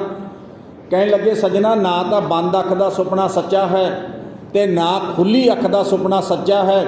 ਆਹ ਸੰਸਾਰ ਨੂੰ ਨਾ ਜੀ ਸਤਿਗੁਰੂ ਸੱਚੇ ਪਾਤਸ਼ਾਹ ਜੀ ਨੇ ਸੁਪਨੇ ਦੇ ਨਾਲ ਤੁਲਨਾ ਕੀਤੀ ਹੋਈ ਹੈ, ਆਖੋ ਸਤਨਾਮ। ਐਂ ਸਮਝ ਲਓ ਵੀ ਬੰਦਾ ਸੁਪਨੇ ਦੀ ਨਿਆਈ ਜੀਵਨ ਬਤੀਤ ਕਰ ਰਿਹਾ ਹੈ। ਹਾਂ, ਕੋਈ ਵਿਰਲਾ ਬਿਰਲਾ ਰੱਬ ਦਾ ਪਿਆਰਾ ਜੀ, ਕੋਈ ਵਿਰਲਾ ਬਿਰਲਾ ਰੱਬ ਦਾ ਪਿਆਰਾ ਜਿਹੜਾ ਗੁਰੂ ਗ੍ਰੰਥ ਸਾਹਿਬ ਦੀ ਬਾਣੀ ਪੜ੍ਹ ਕੇ, ਸੁਣ ਕੇ, ਸਮਝ ਕੇ ਆਪਣੇ ਅੰਦਰ ਨੂੰ ਜਗਾ ਲੈਂਦਾ ਹੈ। ਫਿਰ ਉਹ ਬੰਦਾ ਇਹ ਸੁਪਨੇ ਦੀ ਨਿਆਈ ਨਹੀਂ ਜੀ ਜੀਵਨ ਬਤੀਤ ਕਰਦਾ। ਉਹਨੂੰ ਪਤਾ ਲੱਗ ਜਾਂਦਾ ਹੈ ਵੀ ਇਹ ਜੀਵਨ ਤਾਂ ਸੁਪਨੇ ਦੀ ਤਰ੍ਹਾਂ ਹੈ ਸੱਜਣਾ, ਕੋਈ ਪਤਾ ਨਹੀਂ ਕਿਹੜੇ ਵੇਲੇ ਛੱਡ ਕੇ ਚਲਿਆ ਜਾਣਾ ਹੈ। ਉਹ ਫਿਰ ਜਾਗਿਆ ਹੋਇਆ ਇਨਸਾਨ ਪਰਮਾਤਮਾ ਦਾ ਨਾਮ ਜਪਦਾ ਹੈ, ਗੁਰਬਾਣੀ ਪੜ੍ਹਦਾ ਹੈ, ਆਖੋ ਸਤਨਾਮ। ਅਸਲੀਅਤ ਦੀ ਗੱਲ ਤਾਂ ਇਹ ਹੈ ਜੀ, ਮੈਂ ਬੇਨਤੀ ਕਰਾਂ, ਸਤਿਗੁਰੂ ਜੀ ਕਹਿਣ ਲੱਗੇ ਨਾ ਸੱਜਣਾ, ਪਾਤਸ਼ਾਹ ਕਹਿਣ ਲੱਗੇ ਇਹ ਜਿਹੜਾ ਸੰਸਾਰ ਹੈ, ਇਹ ਸੰਸਾਰ ਸੁਪਨੇ ਦੀ ਸੰਪਤੀ ਹੈ।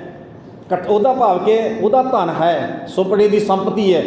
ਤੇ ਸਤਿਗੁਰੂ ਸੱਚੇ ਪਾਤਸ਼ਾਹ ਜੀ ਕਹਿਣ ਲੱਗੇ ਇਹ ਜੱਗ ਸੰਪਤ ਸੁਪਨੇ ਕੀ, ਦੇਖ ਕਹਾਂ ਐ ਡਾਨੋ।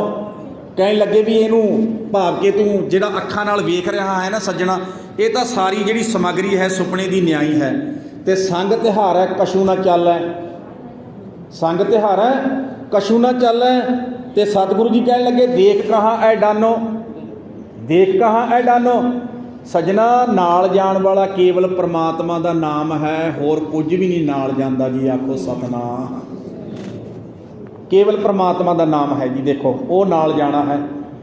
ਤੇ ਸਤਿਗੁਰੂ ਸੱਚੇ ਪਾਤਸ਼ਾਹ ਜੀ ਦੀ ਅੰਮ੍ਰਿਤਮਈ ਗੁਰਬਾਣੀ, ਵੈਸੇ ਸੁਖਮਨੀ ਸਾਹਿਬ ਦੇ ਵਿੱਚੋਂ ਵੀ ਆਪਾਂ ਪੜ੍ਹਦੇ ਹਾਂ, ਜੈ ਮਾਤ ਪਿਤਾ ਸੁਤ ਮੀਤ ਨਾ ਭਾਈ ਮਨ ਊਹਾਂ, ਊਹਾਂ ਦਾ ਅਰਥ ਜੀ ਉੱਥੇ ਨਾਮ ਤੇਰਾ ਸੰਗ ਸਹਾਈ। ਸੱਜਣਾ, ਤੇਰੇ ਨਾਲ ਕੇਵਲ ਤੇ ਕੇਵਲ ਪਰਮਾਤਮਾ ਦਾ ਨਾਮ, ਗੁਰੂ ਦਾ ਦਿੱਤਾ ਬਖਸ਼ਿਆ ਨਾਮ, ਗੁਰਬਾਣੀ, ਇਹਨੇ ਤੇਰੇ ਨਾਲ ਜਾਣਾ ਹੈ। ਹੋਰ ਨਾਲ ਤੇਰੇ ਦੁਨਿਆਵੀ ਚੀਜ਼ ਨੇ ਕਿਸੇ ਨੇ ਵੀ ਨਾਲ ਨਹੀਂ ਜਾਣਾ, ਆਖੋ ਸਤਨਾਮ। ਵੈਸੇ ਚਲੋ ਪਰਿਵਾਰ ਦੀਆਂ ਗੱਲਾਂ ਵੀ ਗੁਰੂ ਗ੍ਰੰਥ ਸਾਹਿਬ ਦੀ ਬਾਣੀ ਵਿੱਚ ਸਮਝਾਇਆ ਹੋਇਆ ਜੀ। ਸੰਗ ਸਖਾ ਸਭ ਤੱਜ ਗਏ, ਕਉ ਨਾ ਨਿਭਿਓ ਸਾਥ, ਕਉ ਨਾਨਕ ਇਹ ਬਿਪਤ ਮੈਂ ਟੇਕ ਇੱਕ ਰਗਨਾਥ। ਸੱਜਣਾ, ਇਹਨਾਂ ਦੇ ਵਿੱਚੋਂ ਵੀ ਤੇ ਐਂ ਸਮਝ ਲਾ ਵੀ ਤੇਰੇ ਨਾਲ ਕੁਛ ਵੀ ਨਹੀਂ ਜਾਣਾ, ਨਾ ਤੇਰੀ ਸੰਪਤੀ ਜਾਣੀ ਹੈ, ਨਾ ਤੇਰਾ ਘਰ ਜਾਣਾ ਹੈ, ਨਾ ਤੇਰਾ ਪੈਸਾ ਜਾਣਾ ਹੈ। ਨਾਲ ਜਾਣ ਵਾਲਾ ਕੇਵਲ ਤੇ ਕੇਵਲ ਪਰਮਾਤਮਾ ਦਾ ਨਾਮ ਹੈ। ਤੇ ਸਤਿਗੁਰੂ ਸੱਚੇ ਪਾਤਸ਼ਾਹ ਜੀ ਕਹਿਣ ਲੱਗੇ ਇਹ ਜਗਤ ਸੰਪਤ ਸੁਪਨੇ ਕੀ, ਦੇਖ ਕਹੈ ਅਡਾਨੋ, ਸੰਗ ਤਿਹਾਰੈ ਕਛੂ ਨ ਚੱਲੈ, ਤਾਹੇ ਕਹਾਂ ਲਪਤਾਨੋ। ਉਸਤਤ ਨਿੰਦਾ ਦੋਉ ਪਰ ਹਰ, ਉਸਤਤ ਨਿੰਦਾ ਦੋਉ ਪਰ ਹਰ। ਹੁਣ ਸਤਿਗੁਰੂ ਸੱਚੇ ਪਾਤਸ਼ਾਹ ਜੀ ਕਹਿਣ ਲੱਗੇ ਸੱਜਣਾ, ਜੇ ਸਰੀਰ ਸੱਚਾ ਨਹੀਂ ਨਾ ਤੇ ਇਹਦੇ ਵਿੱਚ ਰਹਿਣ ਵਾਲਾ ਪ੍ਰਮਾਤਮਾ ਸੱਚਾ ਹੈ, ਤੇ ਫਿਰ ਨਾ ਤਾਂ ਕਿਸੇ ਦੀ ਬਹੁਤੀ ਉਸਤਤੀ ਕਰਨੀ ਹੈ ਤੇ ਨਾ ਹੀ ਫਿਰ ਕਿਸੇ ਦੀ ਨਿੰਦਿਆ ਕਰਨੀ ਹੈ, ਆਖੋ ਸਤਨਾਮ। ਵੈਸੇ ਦੋਨੇ ਚੀਜ਼ਾਂ ਹੀ ਮਾੜੀਆਂ ਜੀ, ਗੱਲ ਯਾਦ ਰੱਖ ਲੈਣਾ। ਉਸਤਤੀ ਵੀ ਮਾੜੀ ਹੈ ਜੀ ਤੇ ਨਿੰਦਿਆ ਵੀ ਮਾੜੀ ਹੈ। ਕਈ ਵਾਰੀ ਪਤਾ ਕੀ ਹੁੰਦਾ ਜੀ, ਬੰਦੇ ਦੇ ਵਿੱਚ ਐਂ ਸਮਝ ਲਓ ਵੀ ਉਸਤਤੀ ਕਰਨੀ ਵੀ ਕਈ ਵਾਰੀ ਮਤਲਬ ਕਿ ਅਸੀਂ ਇੱਦਾਂ ਦੀ ਗੱਲ ਹੁੰਦੀ ਹੈ ਜੀ, ਬੰਦੇ ਵਿੱਚ ਕੋਈ ਇਸ ਤਰ੍ਹਾਂ ਦੇ ਗੁਣ ਨਹੀਂ ਹੁੰਦੇ ਤੇ ਬੰਦਾ ਉਹਦੀ ਉਸਤਤ ਕਰਕੇ ਤੇ ਬੰਦੇ ਨੂੰ ਗੁਣਵਾਨ ਬਣਾ ਦਿੰਦਾ ਹੈ। ਪਰ ਕਈ ਵਾਰੀ ਗੁਣਵਾਨ ਬੰਦੇ ਦੀ ਨਿੰਦਿਆ ਕਰਕੇ ਬੰਦੇ ਨੂੰ ਨਿੰਦਕ ਬਣਾ ਦਿੰਦਾ ਹੈ, ਆਖੋ ਸਤਨਾਮ। ਪਾਤਸ਼ਾਹ ਕਹਿਣ ਲੱਗੇ ਦੋਨੇ ਚੀਜ਼ਾਂ ਹੀ ਮਾੜੀਆਂ, ਵੀ ਉਸਤਤ ਨਿੰਦਾ ਤੋਂ ਪਰ ਹਰ, ਦੋਨੇ ਛੱਡ ਦੇ। ਨਾ ਉਸਤਤੀ ਕਰਨੀ ਹੈ ਤੇ ਨਾ ਹੀ ਨਿੰਦਿਆ। ਵੈਸੇ ਨਿੰਦਿਆ ਦੇ ਸੰਬੰਧ ਵਿੱਚ ਤਾਂ ਜੀ ਗੁਰੂ ਗ੍ਰੰਥ ਸਾਹਿਬ ਦੀ ਬਾਣੀ ਦੇ ਵਿੱਚੋਂ ਆਪਾਂ ਬਚਨੀ ਪੜ੍ਹਦੇ ਜੀ, ਨਿੰਦਾ ਭਲੀ ਕਿਸੇ ਕੀ ਨਾਹੀ, ਮਨਮੁਖ ਮੁਗਧ ਕਰਨ, ਮੂੰਹ ਕਾਲੇ ਤਿਨ ਨਿੰਦਕਾਂ ਨਰਕੇ ਘੋਰ ਭਵਨ। ਨਹੀਂ ਬਈ ਸੱਜਣਾ, ਇਹ ਕੰਮ ਨਹੀਂ ਕਰਨਾ ਹੈ, ਕਿਸੇ ਦੀ ਨਿੰਦਿਆ ਨਹੀਂ ਕਰਨੀ, ਕਿਸੇ ਦੀ ਉਸਤਤੀ। ਹਾਂ, ਉਸਤਤੀ ਜੇ ਕਰਨੀ ਹੈ ਕੇਵਲ ਮਾਲਕ ਦੀ ਕਰਨੀ ਹੈ ਜੀ, ਪਰਮਾਤਮਾ ਦੀ ਕਰਨੀ ਹੈ, ਕੇਵਲ ਤੇ ਕੇਵਲ ਵਾਹਿਗੁਰੂ ਪਰਮੇਸ਼ਰ ਦੀ ਕਰਨੀ ਹੈ। ਤੇ ਸਤਿਗੁਰੂ ਸੱਚੇ ਪਾਤਸ਼ਾਹ ਜੀ ਕਹਿਣ ਲੱਗੇ ਉਸਤਤ ਨਿੰਦਾ ਦੋਉ ਪਰ ਹਰ, ਹਰ ਕੀਰਤ ਉਰੇ ਆਨੋ। ਕਹਿਣ ਲੱਗੇ ਹਰੀ ਦੀ ਕੀਰਤੀ ਕਰਨੀ ਹੈ ਕੇਵਲ ਤੇ ਕੇਵਲ। ਮਾਲਕ ਦੀ ਕੀਰਤੀ ਕਰਨੀ ਹੈ। ਤੇ ਜੇ ਮਾਲਕ ਦੀ ਕੀਰਤੀ ਕਰਾਂਗੇ ਨਾ ਜੀ, ਦੋਨੇ ਚੀਜ਼ਾਂ ਛੱਡ ਕੇ, ਉਸਤਤ ਛੱਡ ਕੇ, ਨਿੰਦਿਆ ਛੱਡ ਕੇ, ਤੇ ਗੁਰੂ ਗ੍ਰੰਥ ਸਾਹਿਬ ਦੀ ਬਾਣੀ ਦੇ ਵਿੱਚੋਂ ਨਾ ਜੀ, ਆਪਾਂ ਵੈਸੇ ਨਿਤਨੇਮ ਦੀਆਂ ਬਾਣੀ ਦੇ ਵਿੱਚੋਂ ਬਚਨ ਬੜੇ ਪੜ੍ਹਦੇ ਹਾਂ ਜੀ। ਤੂੰ ਸੱਚਾ ਸਾਹਿਬ ਸਿਫਤ ਸਵਾਲਿਓ ਜਿਨ ਕੀਤੀ ਸੋ ਪਾਰ ਪਿਆ। ਕਹਿਣ ਲੱਗੇ ਜਿਸ ਬੰਦੇ ਨੇ ਤੂੰ ਸੱਚਾ ਸਾਹਿਬ, ਜਿਸ ਇਨਸਾਨ ਨੇ ਸੱਚੇ ਸਾਹਿਬ ਪਰਮਾਤਮਾ ਦੀ, ਗੁਰੂ ਦੀ, ਗੁਰੂ ਨਾਨਕ ਸਤਿਗੁਰੂ ਦੀ, ਪਾਤਸ਼ਾਹ ਦੀ ਉਸਤਤੀ ਕੀਤੀ, ਵਡਿਆਈ ਕੀਤੀ। ਕਹਿਣ ਲੱਗੇ ਸਤਿਗੁਰੂ ਜੀ ਕਹਿਣ ਲੱਗੇ ਤੂੰ ਸੱਚਾ ਸਾਹਿਬ ਸਿਫਤ ਸਵਾਲਿਓ, ਸੋਹਣੀ ਸਿਫਤ ਕੀਤੀ, ਜਿਨ ਕੀਤੀ ਸੋ ਪਾਰ ਪਿਆ। ਕਹਿਣ ਲੱਗੇ ਜਿਸ ਨੇ ਮਾਲਕ ਦੀ ਕੀਰਤੀ ਕੀਤੀ ਜੀਵਨ ਦਾ ਬੇੜਾ ਪਾਰ ਹੋ ਜਾਵੇਗਾ, ਆਖੋ ਸਤਨਾਮ। ਤੇ ਕਿਤੇ ਨਾ ਜੀ ਸਤਿਗੁਰੂ ਸੱਚੇ ਪਾਤਸ਼ਾਹ ਜੀ ਨੇ ਕੀਰਤੀ ਦੇ ਸੰਬੰਧ ਦੇ ਵਿੱਚ ਬੜੇ ਪਿਆਰੇ ਬਚਨ ਲਿਖੇ ਹੋਏ ਆ। ਵੈਸੇ ਮੈਂ ਇੱਕ ਬੇਨਤੀ ਕਰਾਂ, ਜਦ ਕੀਰਤੀ ਹੈ ਨਾ ਮਾਲਕ ਦੀ ਕੀਰਤੀ, ਤੇ ਮਾਲਕ ਦੀ ਕੀਰਤੀ ਬੰਦੇ ਨੂੰ ਮਾਲਕ ਦਾ ਰੂਪ ਬਣਾ ਦਿੰਦੀ ਹੈ। ਮੈਂ ਵੈਸੇ ਦੂਜੇ ਪਾਤਸ਼ਾਹ ਦਾ ਵੀ ਤੁਹਾਡੇ ਨਾਲ ਇਤਿਹਾਸ ਸਾਂਝਾ ਕਰਾਂ। ਕਹਿਣ ਲੱਗੇ ਦੂਜੇ ਪਾਤਸ਼ਾਹ ਨਾ ਭਾਈ ਲਹਿਣੇ ਦੇ ਰੂਪ ਦੇ ਵਿੱਚ ਸਨ ਜਦੋਂ। ਕਹਿਣ ਲੱਗੇ ਉਸ ਸਮੇਂ ਕੀਰਤੀ ਪਤਾ ਜੀ ਕਿਹਦੀ ਕਰਦੇ ਹੁੰਦੇ ਸੀ? ਦੇਵੀ ਦੇਵਤਿਆਂ ਦੀ।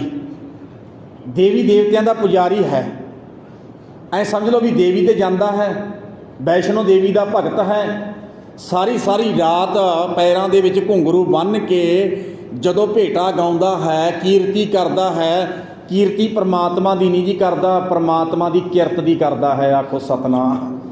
ਆਪਾਂ ਕਿਰਤ ਦੇ ਪੁਜਾਰੀ ਨਹੀਂ ਹੈ ਜੀ, ਆਪਾਂ ਕਰਤੇ ਦੇ ਪੁਜਾਰੀ ਹੈ। ਪੂਜਾ ਅਕਾਲ ਕੀ ਪਰਚਾ ਸ਼ਬਦ ਕਾ ਦੀਦਾਰ ਖਾਲਸੇ ਕਾ। ਕਹਿਣ ਲੱਗੇ ਨਾ ਵੀ ਕੀ ਕਰਦਾ? ਕਿਰਤ ਦੀ ਸਿਫਤ ਸਲਾਹ ਕਰਦਾ ਹੈ। ਪਰ ਕਹਿਣ ਲੱਗੇ ਅੱਜ ਕੀ ਹੋਇਆ? ਅੱਜ ਕਹਿਣ ਲੱਗੇ ਭਾਗ ਜਾਗੇ। ਵੈਸੇ ਜਦੋਂ ਭਾਗ ਜਾਗਦੇ ਆ ਨਾ ਜੀ, ਵੈਸੇ ਗੁਰੂ ਗ੍ਰੰਥ ਸਾਹਿਬ ਦੀ ਬਾਣੀ 'ਚ ਇੱਦਾਂ ਸ਼ਬਦ ਲਿਖਿਆ, ਪੂਰਬ ਕਰਮ ਅੰਕੁਰ ਜਬ ਪ੍ਰਗਟਿਓ, ਭੇਟਿਓ ਪੁਰਖ ਰਸਕ ਬਹਿ ਰਾਗੀ, ਮਿਟਿਓ ਅੰਧੇਰ ਮਿਲਤ ਹਰ ਨਾਨਕ, ਜਨਮ ਜਨਮ ਕੀ ਸੋਈ ਜਾਗੀ। ਕਹਿਣ ਲੱਗੇ ਜਦੋਂ ਬੰਦੇ ਦੇ ਮਸਤਕ ਦੇ ਭਾਗ ਜਾਗਦੇ ਆ ਨਾ, ਤੇ ਇਨਸਾਨ ਦੇ ਕਰਮ ਜਾਗਦੇ ਆ, ਤੇ ਬੰਦੇ ਦੇ ਕੰਨਾਂ ਦੇ ਵਿੱਚ ਗੁਰੂ ਗ੍ਰੰਥ ਸਾਹਿਬ ਦੀ ਬਾਣੀ ਦੀਆਂ ਗੂੰਜਾਂ ਪੈਂਦੀਆਂ। ਬਾਣੀ ਫਿਰ ਸੁਣਨ ਨੂੰ ਮਿੱਠੀ ਲੱਗਦੀ ਹੈ, ਜੀ ਕਰਦਾ ਹੈ, ਦਿਲ ਕਰਦਾ ਹੈ। ਪਹਿਲਾਂ ਸੁਣਨ ਨੂੰ ਦਿਲ ਕਰਦਾ, ਫਿਰ ਪੜ੍ਹਨ ਨੂੰ ਵੀ ਦਿਲ ਕਰਦਾ ਹੈ, ਫਿਰ ਦੱਸੇ ਮਾਰਗ ਤੇ ਤੁਰਨ ਨੂੰ ਵੀ ਦਿਲ ਕਰਦਾ ਹੈ। ਕਹਿਣ ਲੱਗੇ ਨਾ ਜਿਹੜਾ ਦੇਵੀ ਦੇਵਤਿਆਂ ਦੀ ਕੀਰਤੀ ਕਰਨ ਵਾਲਾ ਇਨਸਾਨ ਸੀ, ਅੱਜ ਅੰਮ੍ਰਿਤ ਵੇਲੇ ਇਸ਼ਨਾਨ ਕਰਕੇ ਜਾ ਰਿਹਾ। ਜਦੋਂ ਜਾ ਰਿਹਾ ਸੀਗਾ ਨਾ, ਤੇ ਅੱਗੇ ਰੱਬ ਦਾ ਪਿਆਰਾ ਕੀਰਤੀ ਕਰ ਰਿਹਾ ਸੀ ਮਾਲਕ ਦੀ। ਕੌਣ ਸੀਗਾ ਜੀ? ਭਾਈ ਜੋਧ। ਭਾਈ ਜੋਧ ਗੁਰਬਾਣੀ ਦੀ ਇੱਕ ਪੌੜੀ ਪੜ੍ਹ ਰਿਹਾ ਜੀ, ਆਸਾ ਕੀ ਵਾਰ ਦੀ ਪੌੜੀ। ਕਹਿਣ ਲੱਗੇ ਜਦੋਂ ਆਸਾ ਕੀ ਵਾਰ ਦੀ ਪੌੜੀ ਉੱਚੀ ਉੱਚੀ ਪੜ੍ਹ ਰਿਹਾ ਸੀਗਾ, ਜਦੋਂ ਉੱਚੀ ਉੱਚੀ ਪੜ੍ਹ ਰਿਹਾ ਨਾ, ਤੇ ਅੱਜ ਭਾਈ ਲਹਿਣਾ ਜਾ ਰਿਹਾ, ਗਲੀ ਬੀਦੀ ਲੰਘਿਆ ਜਾ ਰਿਹਾ ਹੈ। ਤੇ ਪੌੜੀ ਆਪਾਂ ਨੂੰ ਸਾਰਿਆਂ ਨੂੰ ਤਕਰੀਬਨ ਚੇਤੇ ਹੋਣਾ ਜੀ। ਸਤਿਗੁਰ ਬਿਟੋਂ ਬਾਰਿਆ, ਜਿਤ ਮਿਲਿਆ ਖਸਮ ਸੰਭਾਲਿਆ, ਜਿਨ ਕਾਰ ਉਪਦੇਸ਼ ਗਿਆਨ ਅੰਜਣ ਦੀਆ, ਇੰਨੀ ਨੇਤਰੀ ਜਗਤ ਨਿਹਾਲਿਆ। ਕਹਿਣ ਲੱਗੇ ਖਸਮ ਛੋੜ ਦੂਜੇ ਲੱਗੇ, ਡੁੱਬੇ ਸੇ ਬਣਜਾਰਿਆ, ਸਤਿਗੁਰੂ ਹੈ ਬੋਹਿਥਾ, ਬਿਰਲੇ ਕਿਨੇ ਵਿਚਾਰਿਆ, ਕਰ ਕਿਰਪਾ ਪਾਰ ਉਤਾਰਿਆ। ਇਹ ਪੂਰੀ ਪੌੜੀ ਪੜ੍ਹ ਰਿਹਾ ਸੀਗਾ ਜੀ। ਜਦੋਂ ਕਹਿਣ ਲੱਗੇ ਨਾ ਪੂਰੀ ਪੌੜੀ ਦਾ ਪਾਠ ਕਰ ਰਿਹਾ ਸੀ, ਮਾਲਕ ਦੀ ਉਸਤਤੀ ਕਰ ਰਿਹਾ ਸੀ, ਵਡਿਆਈ ਕਰ ਰਿਹਾ ਸੀ। ਬਾਣੀ ਵੈਸੇ ਗੁਰੂ ਗ੍ਰੰਥ ਸਾਹਿਬ ਦੀ ਬਾਣੀ ਦੇ ਅੰਦਰ ਨਾ ਜੀ ਮਾਲਕ ਦੀ ਵਡਿਆਈ ਹੈ, ਸਾਰੀ ਪਰਮਾਤਮਾ ਦੀ ਉਸਤਤੀ ਕੀਤੀ ਹੋਈ ਹੈ। ਐ ਸਮਝ ਲਓ ਅਕਾਲ ਪੁਰਖ ਵਾਹਿਗੁਰੂ ਪਰਮੇਸ਼ਰ ਦੀ ਬਾਣੀ ਉਸਤਤ ਕਰਦੀ ਹੈ, ਤੇ ਉਹ ਪੌੜੀ ਪੜ੍ਹ ਰਿਹਾ ਸੀਗਾ ਭਾਈ ਜੋਧ। ਜਦੋਂ ਜੋਧ ਪੌੜੀ ਪੜ੍ਹ ਰਿਹਾ ਨਾ, ਤੇ ਕਹਿਣ ਲੱਗੇ ਕਦਮ ਰੁਕ ਗਏ ਭਾਈ ਲਹਿਣੇ ਦੇ, ਤੁਰ ਨਹੀਂ ਸਕਿਆ, ਤੇ ਕੰਨ ਲਾ ਲਾ ਕੇ ਸੁਣ ਰਿਹਾ। ਜਦੋਂ ਕੰਨ ਲਾ ਲਾ ਕੇ ਗੁਰਬਾਣੀ ਸੁਣ ਰਿਹਾ ਨਾ ਜੀ, ਤੇ ਉਹ ਦੁਬਾਰੇ ਪੜ੍ਹ ਰਿਹਾ ਗੁਰੂ ਦਾ ਸਿੱਖ, ਦੁਬਾਰੇ ਸਤਿਗੁਰ ਬਿਟੋਂ ਬਾਰਿਆ, ਜਿਤ ਮਿਲਿਆ ਖਸਮ ਸੰਭਾਲਿਆ, ਜਿਨ ਕਾਰ ਉਪਦੇਸ਼ ਗਿਆਨ ਅੰਜਣ ਦੀਆ, ਇੰਨੀ ਨੇਤਰੀ ਜਗਤ ਨਿਹਾਲਿਆ, ਖਸਮ ਛੋੜ ਦੂਜੇ ਲੱਗੇ, ਡੁੱਬੇ ਸੇ ਬਣਜਾਰਿਆ, ਸਤਿਗੁਰੂ ਹੈ ਬੋਹਿਥਾ, ਬਿਰਲੇ ਕਿਨੇ ਵਿਚਾਰਿਆ, ਕਰ ਕਿਰਪਾ ਪਾਰ ਉਤਾਰਿਆ। ਜਦੋਂ ਇਹ ਪੌੜੀ ਦੁਬਾਰੇ ਪੜ੍ਹੀ ਨਾ ਜੀ, ਕਹਿਣ ਲੱਗੇ ਭਾਈ ਲਹਿਣਾ ਜਿਸ ਪਾਸੇ ਵੱਲ ਨੂੰ ਜਾ ਰਿਹਾ ਸੀ, ਦੇਵੀ ਵਾਲੇ ਪਾਸੇ ਜਾ ਰਿਹਾ ਸੀ ਨਾ, ਉਹ ਕਹਿਣ ਲੱਗਿਆ ਨਹੀਂ ਅੱਜ ਇੱਧਰ ਨਹੀਂ ਜਾਣਾ, ਮੈਨੂੰ ਆ ਜਿਹੜਾ ਗੁਰੂ ਦਾ ਸਿੱਖ ਉਸਤਤੀ ਕਰ ਰਿਹਾ ਨਾ, ਬਾਣੀ ਪੜ੍ਹ ਰਿਹਾ, ਮੈਨੂੰ ਇਹਦੇ ਨਾਲ ਕੋਈ ਗੱਲ ਕਰਨੀ ਚਾਹੀਦੀ ਹੈ ਬੈਠ ਕੇ। ਵਾਪਸ ਮੁੜ ਆਇਆ ਜੀ। ਵਾਪਸ ਮੁੜ ਕੇ ਆ ਕੇ ਦੇ ਭਾਈ ਜੋਧ ਨੂੰ ਕਹਿਣ ਲੱਗਿਆ ਸੱਜਣਾ, ਹਾਂ ਜਿਹੜੀ ਤੂੰ ਪੌੜੀ ਪੜ੍ਹਦਾ ਨਾ, ਕਿਰਪਾ ਕਰਕੇ ਮੈਨੂੰ ਕੋਲ ਬਿਠਾ ਕੇ ਪੜ੍ਹ ਕੇ ਸੁਣਾ ਦੁਬਾਰੇ। ਕਹਿਣ ਲੱਗਿਆ ਕੀ ਪੜ੍ਹ ਰਿਹਾ? ਤੇ ਭਾਈ ਜੋਧ ਵੀ ਅੱਗੇ ਚੜ੍ਹਦੀ ਕਲਾ ਵਾਲਾ ਗੁਰੂ ਦਾ ਸਿੱਖ ਸੀ। ਉਹ ਕਹਿਣ ਲੱਗਿਆ ਮੇਰੇ ਸਤਿਗੁਰੂ ਗੁਰੂ ਨਾਨਕ ਪਾਤਸ਼ਾਹ ਜੀ ਦੀ ਜੋ ਮਾਲਕ ਦੀ ਵਡਿਆਈ ਕੀਤੀ ਹੈ ਨਾ, ਉਸਤਤੀ ਕੀਤੀ ਹੋਈ ਹੈ, ਉਹਦੀ ਕੀਰਤੀ ਕੀਤੀ ਹੋਈ ਹੈ, ਇਹ ਕਿਸੇ ਕਵੀ ਦੇ ਬਚਨ ਨਹੀਂ ਹੈ ਜਾਂ ਕਿਸੇ ਲਿਖਾਰੀ ਦੇ ਬਚਨ ਨਹੀਂ, ਇਹ ਗੁਰੂ ਨਾਨਕ ਪਾਤਸ਼ਾਹ ਜੀ ਦੀ ਪਵਿੱਤਰ ਰਸਨਾ ਤੋਂ ਉਚਾਰਨ ਕੀਤੀ ਹੋਈ ਧੁਰਕੀ ਬਾਣੀ ਹੈ, ਮਾਲਕ ਦੀ ਵਡਿਆਈ ਹੈ। ਕਹਿਣ ਲੱਗਿਆ ਪੜ੍ਹ ਕੇ ਸੁਣਾ। ਜਦੋਂ ਦੁਬਾਰੇ ਪੌੜੀ ਪੜ੍ਹ ਕੇ ਸੁਣਾਈ ਨਾ ਜੀ, ਬੜੇ ਧਿਆਨ ਦੇ ਨਾਲ ਪੌੜੀ ਸੁਣੀ। ਉਸ ਤੋਂ ਬਾਅਦ ਕਹਿਣ ਲੱਗਿਆ ਨਾ ਵੀ ਜਿਹੜੀ ਇਹ ਉਸਤਤੀ ਮਾਲਕ ਨੇ ਕੀਤੀ ਹੈ, ਭਾਈ ਜੋਧ ਕਿਰਪਾ ਕਰ ਮੈਨੂੰ ਇਹਨੂੰ ਖੋਲ੍ਹ ਕੇ ਸੁਣਾ ਦੇ, ਮੈਨੂੰ ਇਹਦੇ ਅਰਥ ਕਰਕੇ ਸੁਣਾ, ਤਾਂ ਕਿ ਮੈਂ ਮੇਰਾ ਵੀ ਜੀਅ ਕਰਦਾ ਹੈ। ਵੈਸੇ ਮੈਨੂੰ ਗੁਰਬਾਣੀ ਦੀ ਇਹਦੀ ਬਹੁਤ ਹੱਦ ਤੱਕ ਸਮਝ ਆ ਰਹੀ ਹੈ, ਮੈਨੂੰ ਪਤਾ ਲੱਗ ਰਿਹਾ ਗੁਰੂ ਸਾਹਿਬ ਕੀ ਕਹਿਣਾ ਚਾਹੁੰਦੇ ਆ, ਪਰ ਤੂੰ ਕਿਰਪਾ ਕਰਕੇ ਨਾ ਇਹ ਜਿਹੜੀ ਉਸਤਤੀ ਕੀਤੀ ਹੋਈ ਹੈ ਇਹਨੂੰ ਖੋਲ੍ਹ ਕੇ ਸੁਣਾ, ਅਤੇ ਮੈਂ ਵੀ ਉਸ ਬਾਬੇ ਦਾ ਸਿੱਖ ਬਣਨਾ ਚਾਹੁੰਦਾ ਜਿਹਦਾ ਤੂੰ ਸਿੱਖ ਹੈ। ਆਖੋ ਸਤਿਨਾਮ। ਕਹਿਣ ਲੱਗੇ ਨਾ, ਜਦੋਂ ਭਾਈ ਜੋਧ ਨੇ ਕੋਲ ਬਿਠਾ ਲਿਆ, ਭਾਈ ਲੈਣੇ ਨੂੰ ਕੋਲ ਬਿਠਾ ਕੇ ਕਹਿਣ ਲੱਗਿਆ ਵੇਖ ਮੇਰਾ ਸਤਿਗੁਰੂ ਇੱਦਾਂ ਕਹਿੰਦਾ। ਹੁਣ ਦੇਖੋ ਜੀ, ਦੋਨੇ ਜਣੇ ਸਿਫਤਾਂ ਕਰਦੇ ਆ ਜੀ। ਅਤੇ ਇੱਕ ਦੇਵੀ ਦਾ ਪੁਜਾਰੀ ਹੈ, ਉਹ ਸਾਰੀ ਰਾਤ ਐਂ ਸਮਝ ਲਓ ਵੀ ਜਦੋਂ ਜਗਰਾਤਰਾ ਹੁੰਦਾ ਹੈ, ਮਾਤਾ ਦੀ ਭੇਟਾ ਗਾਉਂਦਾ ਹੈ, ਉਸਤਤੀ ਕਰਦਾ ਹੈ। ਅਤੇ ਜਦੋਂ ਉਹਨੂੰ ਕੋਲ ਬਿਠਾ ਕੇ ਅਤੇ ਭਾਈ ਜੋਧ ਨੇ ਬਾਣੀ ਦੀ ਪੰਗਤੀਆਂ ਪੜ੍ਹੀਆਂ ਅਤੇ ਨਾਲ ਦੀ ਨਾਲ ਉਹਦੇ ਅਰਥ ਕਰਕੇ ਸੁਣਾਏ। ਅਤੇ ਭਾਈ ਲਹਿਣਾ ਕਹਿਣ ਲੱਗਿਆ, ਸੱਜਣਾ ਚੱਲ ਛੇਤੀ ਕਰ, ਫਿਰ ਮੈਨੂੰ ਬਾਬੇ ਨਾਨਕ ਦੇ ਨਾਲ ਮਿਲਾ, ਮੈਂ ਬਾਬੇ ਨੂੰ ਮਿਲਣਾ ਚਾਹੁੰਦਾ। ਆਖੋ ਸਤਿਨਾਮ। ਜਿਹੜੀ ਕੀਰਤੀ ਹੈ ਨਾ ਜੀ, ਕੀਰਤੀ ਅਤੇ ਵਿਛੜੇ ਹੋਏ ਬੰਦੇ ਨੂੰ ਗੁਰੂ ਨਾਲ ਅਤੇ ਪ੍ਰਮਾਤਮਾ ਨਾਲ ਮਿਲਾ ਦਿੰਦੀ ਹੈ। ਇਹਦੇ ਪੌੜੀ ਦੇ ਜੇ ਮੈਂ ਤੁਹਾਡੇ ਨਾਲ ਅਰਥ ਸਾਂਝੇ ਕਰਦੇ ਨਹੀਂ, ਜਿੱਦਾਂ ਭਾਈ ਜੋਧ ਨੇ ਕਰਕੇ ਸੁਣਾਏ। ਇਹਦੇ ਅਰਥ ਹੈ ਜੀ, ਸਤਿਗੁਰ ਵਿਟੋਂ ਵਾਰਿਆ ਜਿੱਤ ਮਿਲਿਆ ਖਸਮ ਸੰਭਾਲਿਆ, ਮੈਂ ਆਪਣੇ ਸਤਿਗੁਰੂ ਤੋਂ ਬਲਹਾਰ ਜਾਂਦਾ ਹਾਂ। ਬਿੱਟੋ ਦਾ ਅਰਥ ਹੁੰਦਾ ਜੀ ਉੱਪਰੋਂ, ਸਤਿਗੁਰ ਵਿਟੋਂ ਵਾਰਿਆ ਦਾ ਅਰਥ ਜੀ ਬਲਹਾਰ ਜਾਣਾ, ਮੈਂ ਆਪਣੇ ਸਤਿਗੁਰੂ ਤੋਂ ਬਲਹਾਰ ਜਾਂਦਾ ਹਾਂ। ਸਤਿਗੁਰ ਬਿੱਟੋ ਵਾਰਿਆ ਜਿੱਤ ਮਿਲਿਆ ਖਸਮ ਸੰਭਾਲਿਆ। ਕਹਿਣ ਲੱਗੇ ਜਿਸ ਸਤਿਗੁਰੂ ਨੂੰ ਮਿਲ ਕੇ ਪਰਿਪੂਰਨ ਪਰਮਾਤਮਾ ਦੇ ਨਾਲ ਬੰਦੇ ਦੀ ਟੁੱਟੀ ਹੋਈ ਸਾਂਝ ਜੁੜ ਜਾਂਦੀ ਹੈ, ਉਹ ਸਤਿਗੁਰੂ ਤੋਂ ਬਲਹਾਰ ਜਾਂਦਾ ਹਾਂ। ਆਖੋ ਸਤਿਨਾਮ। ਵੈਸੇ ਗੁਰੂ ਗ੍ਰੰਥ ਸਾਹਿਬ ਦੀ ਬਾਣੀ ਦਾ ਜਦੋਂ ਆਸਾ ਦੀ ਵਾਰ ਸ਼ੁਰੂ ਹੁੰਦੀ ਹੈ ਨਾ ਜੀ, ਉੱਥੇ ਵੀ ਗੁਰੂ ਸਾਹਿਬ ਨੇ ਲਿਖਿਆ, ਬਲਹਾਰੀ ਗੁਰੇ ਆਪਣੇ ਦਿਉਹਾੜੀ ਸਦਵਾਰ, ਜਿਨ ਮਾਨਸ ਤੇ ਦੇਵਤੇ ਕੀਏ ਕਰਤ ਨਾ ਲਾਗੀ ਬਾਰ। ਕਹਿਣ ਲੱਗੇ ਦਿਹਾੜੀ ਦੇ ਵਿੱਚ ਨਾ ਮੈਂ ਸਤਿਗੁਰੂ ਜੀ ਹਜ਼ਾਰਾਂ ਵਾਰ ਆਪਣੇ ਗੁਰੂ ਤੋਂ ਬਲਹਾਰ ਜਾਂਦਾ ਹਾਂ। ਕਿਉਂਕਿ ਜਿਸ ਗੁਰੂ ਨੇ ਮੈਨੂੰ ਦੇਵਤਿਆਂ ਵਾਲਾ ਜੀਵਨ ਬਖਸ਼ਿਸ਼ ਕਰ ਦਿੱਤਾ ਹੈ। ਭਾਈ ਜੋਧ ਇੱਦਾਂ ਖੋਲ੍ਹ ਕੇ ਕੀਰਤੀ ਕਰਕੇ ਸੁਣਾਉਂਦਾ ਜੀ। ਸਤਿਗੁਰ ਬਿੱਟੋਂ ਵਾਰਿਆ ਮੈਂ ਆਪਣੇ ਗੁਰੂ ਤੋਂ ਬਲਹਾਰ ਜਾਂਦਾ ਹਾਂ, ਜਿੱਤ ਮਿਲਿਆ ਜਿਸ ਗੁਰੂ ਨੂੰ ਮਿਲ ਕੇ ਖਸਮ ਸੰਭਾਲਿਆ, ਜਿਸ ਪਰਮਾਤਮਾ ਦੇ ਨਾਲ ਮੈਂ ਜੁੜ ਗਿਆ ਹਾਂ। ਅੰਦਰ ਬੈਠਾ ਪਰਮਾਤਮਾ ਜਿਹੜਾ ਮੇਰੇ ਜੀਵਨ ਨੂੰ ਚਲਾ ਰਿਹਾ, ਉਸੇ ਨਾਲ ਹੀ ਜੁੜ ਗਿਆ ਹਾਂ। ਖਸਮ ਸੰਭਾਲਿਆ ਜਿਨ ਕਾਰ ਉਪਦੇਸ਼ ਗਿਆਨ ਅੰਜਣ ਦੀਆ, ਇੰਨੀ ਨੇਤਰੀ ਜਗਤ ਨਿਹਾਲਿਆ। ਕਹਿਣ ਲੱਗੇ ਉਸ ਗੁਰੂ ਤੋਂ ਬਲਹਾਰ ਜਾਂਦਾ ਹਾਂ ਜਿਸ ਗੁਰੂ ਨੇ ਗਿਆਨ ਦਾ ਸੁਰਮਾ ਮੇਰੀ ਸੁਰਤ ਦੀ ਅੱਖ 'ਚ ਪਾਇਆ। ਜਿਨ ਕਾਰ ਉਪਦੇਸ਼ ਕਰਕੇ ਗਿਆਨ ਅੰਜਣ ਦੀਆ, ਇੰਨੀ ਨੇਤਰੀ ਜਗਤ ਨਿਹਾਲਿਆ। ਸਤਿਗੁਰੂ ਹੈ ਬੋਹਿਥਾ ਖਸਮ ਛੋੜ ਦੂਜੇ ਲੱਗੇ। ਅਗਲੀ ਪੰਕਤੀ ਹੈ ਜੀ, ਖਸਮ ਛੋੜ ਦੂਜੇ ਲੱਗੇ ਡੁੱਬੇ ਸੇ ਬਣ ਜਾ ਰਿਹਾ। ਅਤੇ ਜਦੋਂ ਆਹ ਪੰਕਤੀ ਪੜ੍ਹ ਕੇ ਸੁਣਾਈ ਨਾ ਜੀ ਭਾਈ ਜੋਧ ਨੇ ਭਾਈ ਲਹਿਣੇ ਨੂੰ, ਜਿਹੜਾ ਆਪਣੇ ਮਾਲਕ ਨੂੰ ਛੱਡ ਕੇ ਕਿਸੇ ਪਾਸੇ ਹੋਰ ਲੱਗ ਗਿਆ, ਭਾਈ ਜੋਧ ਜਿੱਦਾਂ ਤੂੰ ਲੱਗਿਆ ਫਿਰਦਾ, ਖਸਮ ਛੋੜ ਦੂਜੇ ਲੱਗੇ ਡੁੱਬੇ ਸੇ ਬਣ ਜਾ ਰਿਹਾ। ਜਿਹੜਾ ਮਾਲਕ ਨੂੰ ਛੱਡ ਕੇ ਪਰਮਾਤਮਾ ਨੂੰ ਛੱਡ ਕੇ ਕਿਸੇ ਪਾਸੇ ਹੋਰ ਜੁੜ ਗਿਆ ਅਤੇ ਉਹਦਾ ਜੀਵਨ ਦਾ ਬੇੜਾ ਡੁੱਬ ਜਾਵੇਗਾ। ਆਖੋ ਸਤਿਨਾਮ। ਉਹ ਕਹਿਣ ਲੱਗਿਆ ਅੱਛਾ ਤੇਰਾ ਗੁਰੂ ਐਂ ਕਹਿੰਦਾ? ਉਹ ਕਹਿਣ ਲੱਗਿਆ ਜੀ ਹਾਂ ਬਿਲਕੁਲ ਇੱਦਾਂ ਕਹਿੰਦਾ। ਖਸਮ ਛੋੜ ਦੂਜੇ ਲੱਗੇ, ਜਿਹੜਾ ਮਾਲਕ ਨੂੰ ਛੱਡ ਕੇ ਪਰਮਾਤਮਾ ਨੂੰ ਛੱਡ ਕੇ ਗੁਰੂ ਨਾਨਕ ਪਾਤਸ਼ਾਹ ਨੂੰ ਛੱਡ ਕੇ ਗੁਰੂ ਨੂੰ ਛੱਡ ਕੇ ਦੂਜੇ ਲੱਗੇ ਡੁੱਬੇ ਸੇ ਬਣ ਜਾ ਰਿਹਾ। ਉਹ ਇਸ ਧਰਤੀ 'ਤੇ ਵਣਜ ਕਰਨ ਵਾਲਾ ਬਣਜਾਰਾ, ਉਹ ਆਪਣਾ ਜੀਵਨ ਦਾ ਬੇੜਾ ਐਂ ਸਮਝ ਲਓ ਵੀ ਡੁੱਬ ਜਾਏਗਾ ਗੁਰੂ ਤੋਂ ਬਿਨਾਂ ਅਤੇ ਪਰਮਾਤਮਾ ਤੋਂ ਬਿਨਾਂ। ਕਹਿਣ ਲੱਗੇ ਸਤਿਗੁਰੂ ਹੈ ਬੋਹਿਥਾ। ਕਹਿਣ ਲੱਗੇ ਜਿਹੜਾ ਮੇਰਾ ਗੁਰੂ ਹੈ ਨਾ, ਗੁਰੂ ਨਾਨਕ ਪਾਤਸ਼ਾਹ, ਬੋਹਿਥਾ ਕਹਿੰਦੇ ਜੀ ਜਹਾਜ਼ ਨੂੰ। ਕਹਿਣ ਲੱਗੇ ਪਰਮਾਤਮਾ ਗੁਰੂ ਇੱਕ ਜਹਾਜ਼ ਦੀ ਨਿਆਈ ਹੈ। ਵੈਸੇ ਤਾਂ ਆਪਾਂ ਤਾਂ ਜਾਣੇ ਪੜ੍ਹਦੇ ਹਾਂ ਜੀ, ਵਾਹਿਗੁਰੂ ਨਾਮ ਜਹਾਜ਼ ਹੈ। ਬੋਲੋ ਜੀ, ਵਾਹਿਗੁਰੂ ਨਾਮ ਜਹਾਜ਼ ਹੈ, ਚੜ੍ਹੇ ਸੋ ਉਤਰੇ ਪਾਰ। ਜਿਹਨੇ ਆਪਣੀ ਸੁਰਤ ਆਪਣੀ ਆਤਮਾ ਇਹ ਬਾਬੇ ਨਾਨਕ ਦੇ ਦਿੱਤੇ ਹੋਏ ਜਹਾਜ਼ ਦੇ ਵਿੱਚ ਬਿਠਾ ਲਈ ਨਾ ਜੀ। ਵੈਸੇ ਇਹਦਾ ਡਰਾਈਵਰ ਕੌਣ ਹੈ ਜੀ? ਬਾਬਾ ਮਲਾਹ ਕੌਣ ਹੈ? ਗੁਰੂ ਨਾਨਕ ਪਾਤਸ਼ਾਹ। ਅਤੇ ਵੈਸੇ ਮੈਂ ਇੱਕ ਦਿਨ ਗਿਆਨੀ ਮਸਕੀਨ ਜੀ ਨੂੰ ਪੜ੍ਹ ਰਿਹਾ ਸੀ, ਉਹ ਕਹਿਣ ਲੱਗਿਆ ਸਿੱਖਾ ਇੱਕ ਗੱਲ ਚੇਤੇ ਰੱਖੀ, ਇੱਕ ਜਹਾਜ਼ ਏਅਰਪੋਰਟ ਤੋਂ ਚੱਲਦਾ, ਉਹ ਕੋਈ ਕੈਨੇਡਾ ਉਤਰਦਾ, ਕੋਈ ਅਮਰੀਕਾ ਉਤਰਦਾ, ਕੋਈ ਇੰਗਲੈਂਡ ਉਤਰਦਾ, ਕੋਈ ਕਿਤੇ ਉਤਰਦਾ, ਕੋਈ ਕਿਤੇ ਉਤਰਦਾ। ਇੱਕ ਜਹਾਜ਼ ਕਹਿੰਦਾ ਬਾਬੇ ਨਾਨਕ ਦੇ ਘਰੋਂ ਵੀ ਚੜ੍ਹਦਾ ਹੈ। ਆਖੋ ਸਤਿਨਾਮ। ਕਹਿਣ ਲੱਗਿਆ ਉਹ ਕਿੱਥੇ ਜਾਂਦਾ, ਕਿੱਥੇ ਉਤਰਦਾ? ਕਹਿੰਦਾ ਉਹਨੂੰ ਚਲਾਉਣ ਵਾਲਾ ਵੀ ਬਾਬਾ ਨਾਨਕ ਖੁਦ ਆਪ ਹੈ, ਉਹਦਾ ਮਲਾਹ ਬਾਬਾ ਹੈ, ਉਹਨੂੰ ਚਲਾਉਣ ਵਾਲਾ ਵੀ ਬਾਬਾ ਹੈ।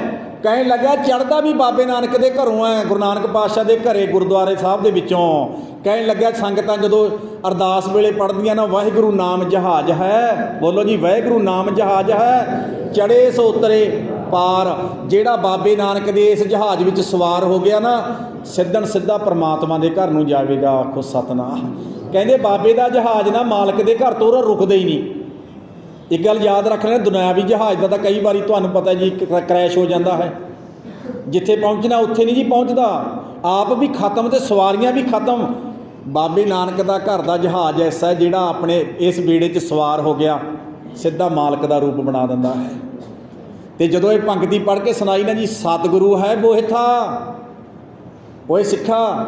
ਉਸ ਸਮੇਂ ਭਾਈ ਜੋਧ ਸੁਣਾਉਂਦਾ ਹੈ, ਭਾਈ ਲੈਣਿਆ, ਉਹ ਜਿਸ ਬਾਬੇ ਦੀ ਮੈਂ ਤੈਨੂੰ ਬਾਣੀ ਸੁਣਾ ਰਿਹਾ, ਕੀਰਤੀ ਕਰ ਰਿਹਾ ਹੈ, ਓਏ ਮੇਰਾ ਬਾਬਾ ਜਹਾਜ਼ ਹੈ, ਜਹਾਜ਼ ਦੀ ਤਰ੍ਹਾਂ ਹੈ। ਜਿਵੇਂ ਜਹਾਜ਼ ਬਹੁਤ ਵੱਡਾ ਹੁੰਦਾ ਜੀ, ਅਤੇ ਬਾਬੇ ਨਾਨਕ ਦਾ ਜਹਾਜ਼ ਵੀ ਬਹੁਤ ਵੱਡਾ ਜੀ। ਪੂਰੀ ਦੁਨੀਆ ਬਾਬੇ ਨਾਨਕ ਦੇ ਘਰੋਂ ਖੰਡੇ ਬਾਟੇ ਦਾ ਅੰਮ੍ਰਿਤ ਛਕ ਕੇ, ਨਾਮ ਲੈ ਕੇ, ਗੁਰਬਾਣੀ ਪੜ੍ਹ ਕੇ, ਸੇਵਾ ਕਰਕੇ, ਸਿਮਰਨ ਕਰਕੇ ਸਾਰੇ ਹੀ ਉਹਦੇ ਵਿੱਚ ਸਵਾਰ ਹੋ ਸਕਦੇ ਆ, ਅਤੇ ਬਾਬਾ ਸਾਰਿਆਂ ਨੂੰ ਹੀ ਪਾਰ ਲਾ ਸਕਦਾ ਹੈ। ਆਖੋ ਸਤਨਾਮ। ਸਭ ਦਾ ਬੇੜਾ ਪਾਰ ਜੀ, ਜਿਹੜਾ ਮਰਜੀ ਬੈਠੇ ਜੀ, ਜਿਹੜਾ ਮਰਜੀ। ਅਤੇ ਜਦੋਂ ਭਾਈ ਲਹਿਣੇ ਨੂੰ ਇੱਦਾਂ ਸੁਣਾਉਂਦਾ ਨਾ ਜੀ, ਸਤਿਗੁਰੂ ਹੈ ਬੋਹਿਥਾ, ਬਿਰਲੇ ਕਿਨੇ ਵਿਚਾਰਿਆ, ਪਰ ਨਾਲ ਗੱਲ ਆ ਜਾਂਦੀ ਹੈ ਜੀ, ਬਿਰਲੇ। ਕਹਿਣ ਲੱਗੇ ਬਾਬਾ ਗੁਰੂ ਜਹਾਜ਼ ਦੀ ਤਰ੍ਹਾਂ ਹੈ, ਪਰ ਕੋਈ ਬਿਰਲਾ ਬੰਦਾ ਇਸ ਗੱਲ ਨੂੰ ਸਮਝਦਾ ਹੈ। ਬਿਰਲਾ ਭਾਗਾਂ ਵਾਲੇ ਦੀ ਗੱਲ ਸਮਝ ਆਉਂਦੀ ਹੈ। ਬਾਬਾ ਨਾਨਕ ਦਾ ਘਰ ਤਾਂ ਜਹਾਜ਼ ਦੀ ਤਰ੍ਹਾਂ ਹੈ ਸੱਜਣਾ, ਜਿਹੜਾ ਜਹਾਜ਼ 'ਚ ਸਵਾਰ ਹੋ ਗਿਆ, ਜਿੱਥੇ ਬਾਬੇ ਨਾਨਕ ਦੇ ਜਹਾਜ਼ ਨੇ ਪਹੁੰਚਣਾ ਉੱਥੇ ਪਹੁੰਚ ਹੀ ਜਾਵੇਗਾ।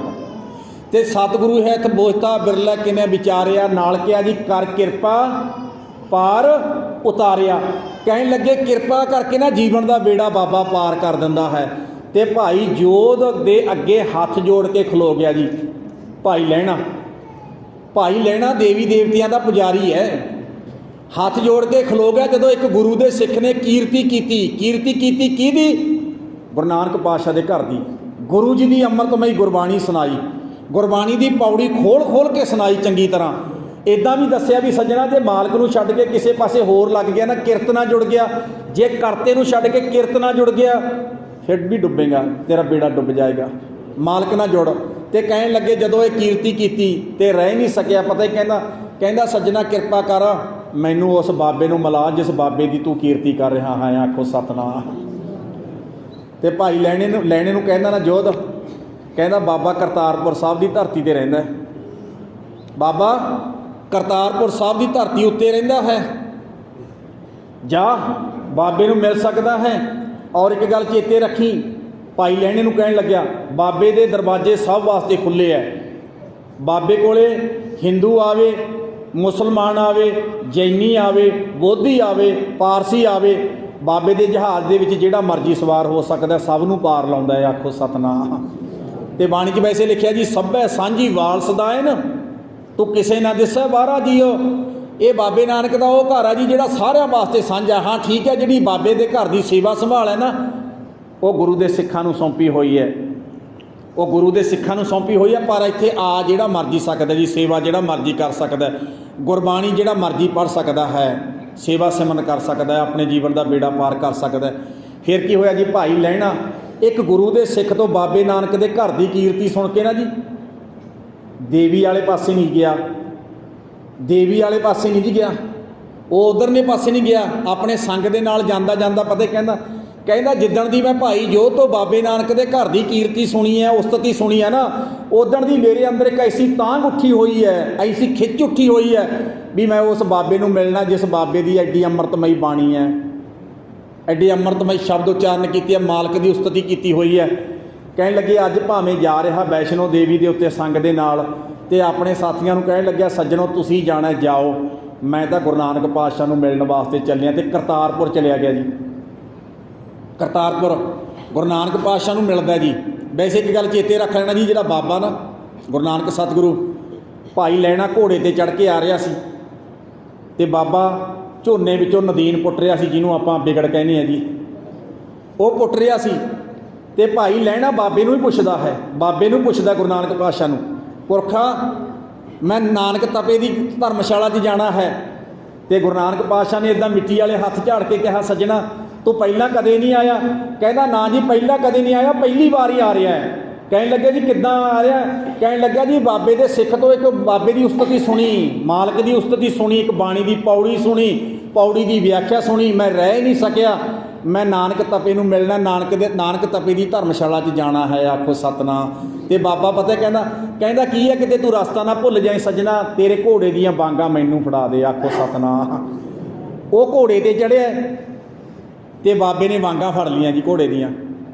ਦੇਖੋ ਗੁਰੂ ਦੇਖੋ ਕੈਸਾ ਮਹਾਨ ਹੈ, ਜਿਸ ਗੁਰੂ ਦੀ ਉਸਤਤੀ ਸੁਣ ਕੇ ਗਿਆ ਹੈ, ਘੋੜੇ ਦੀਆਂ ਵਾਂਗਾਂ ਫੜ ਕੇ ਬਾਬਾ ਅੱਗੇ ਅੱਗੇ ਇੱਦਾਂ ਘੋੜਾ ਫੜ ਕੇ ਲੈ ਕੇ ਜਾ ਰਿਹਾ ਹੈ ਆਪਣੇ ਕਰਤਾਰਪੁਰ ਸਾਹਿਬ ਧਰਮਸ਼ਾਲਾ ਦੇ ਵਿੱਚ ਲਿਜਾ ਕੇ ਨਾ ਜੀ।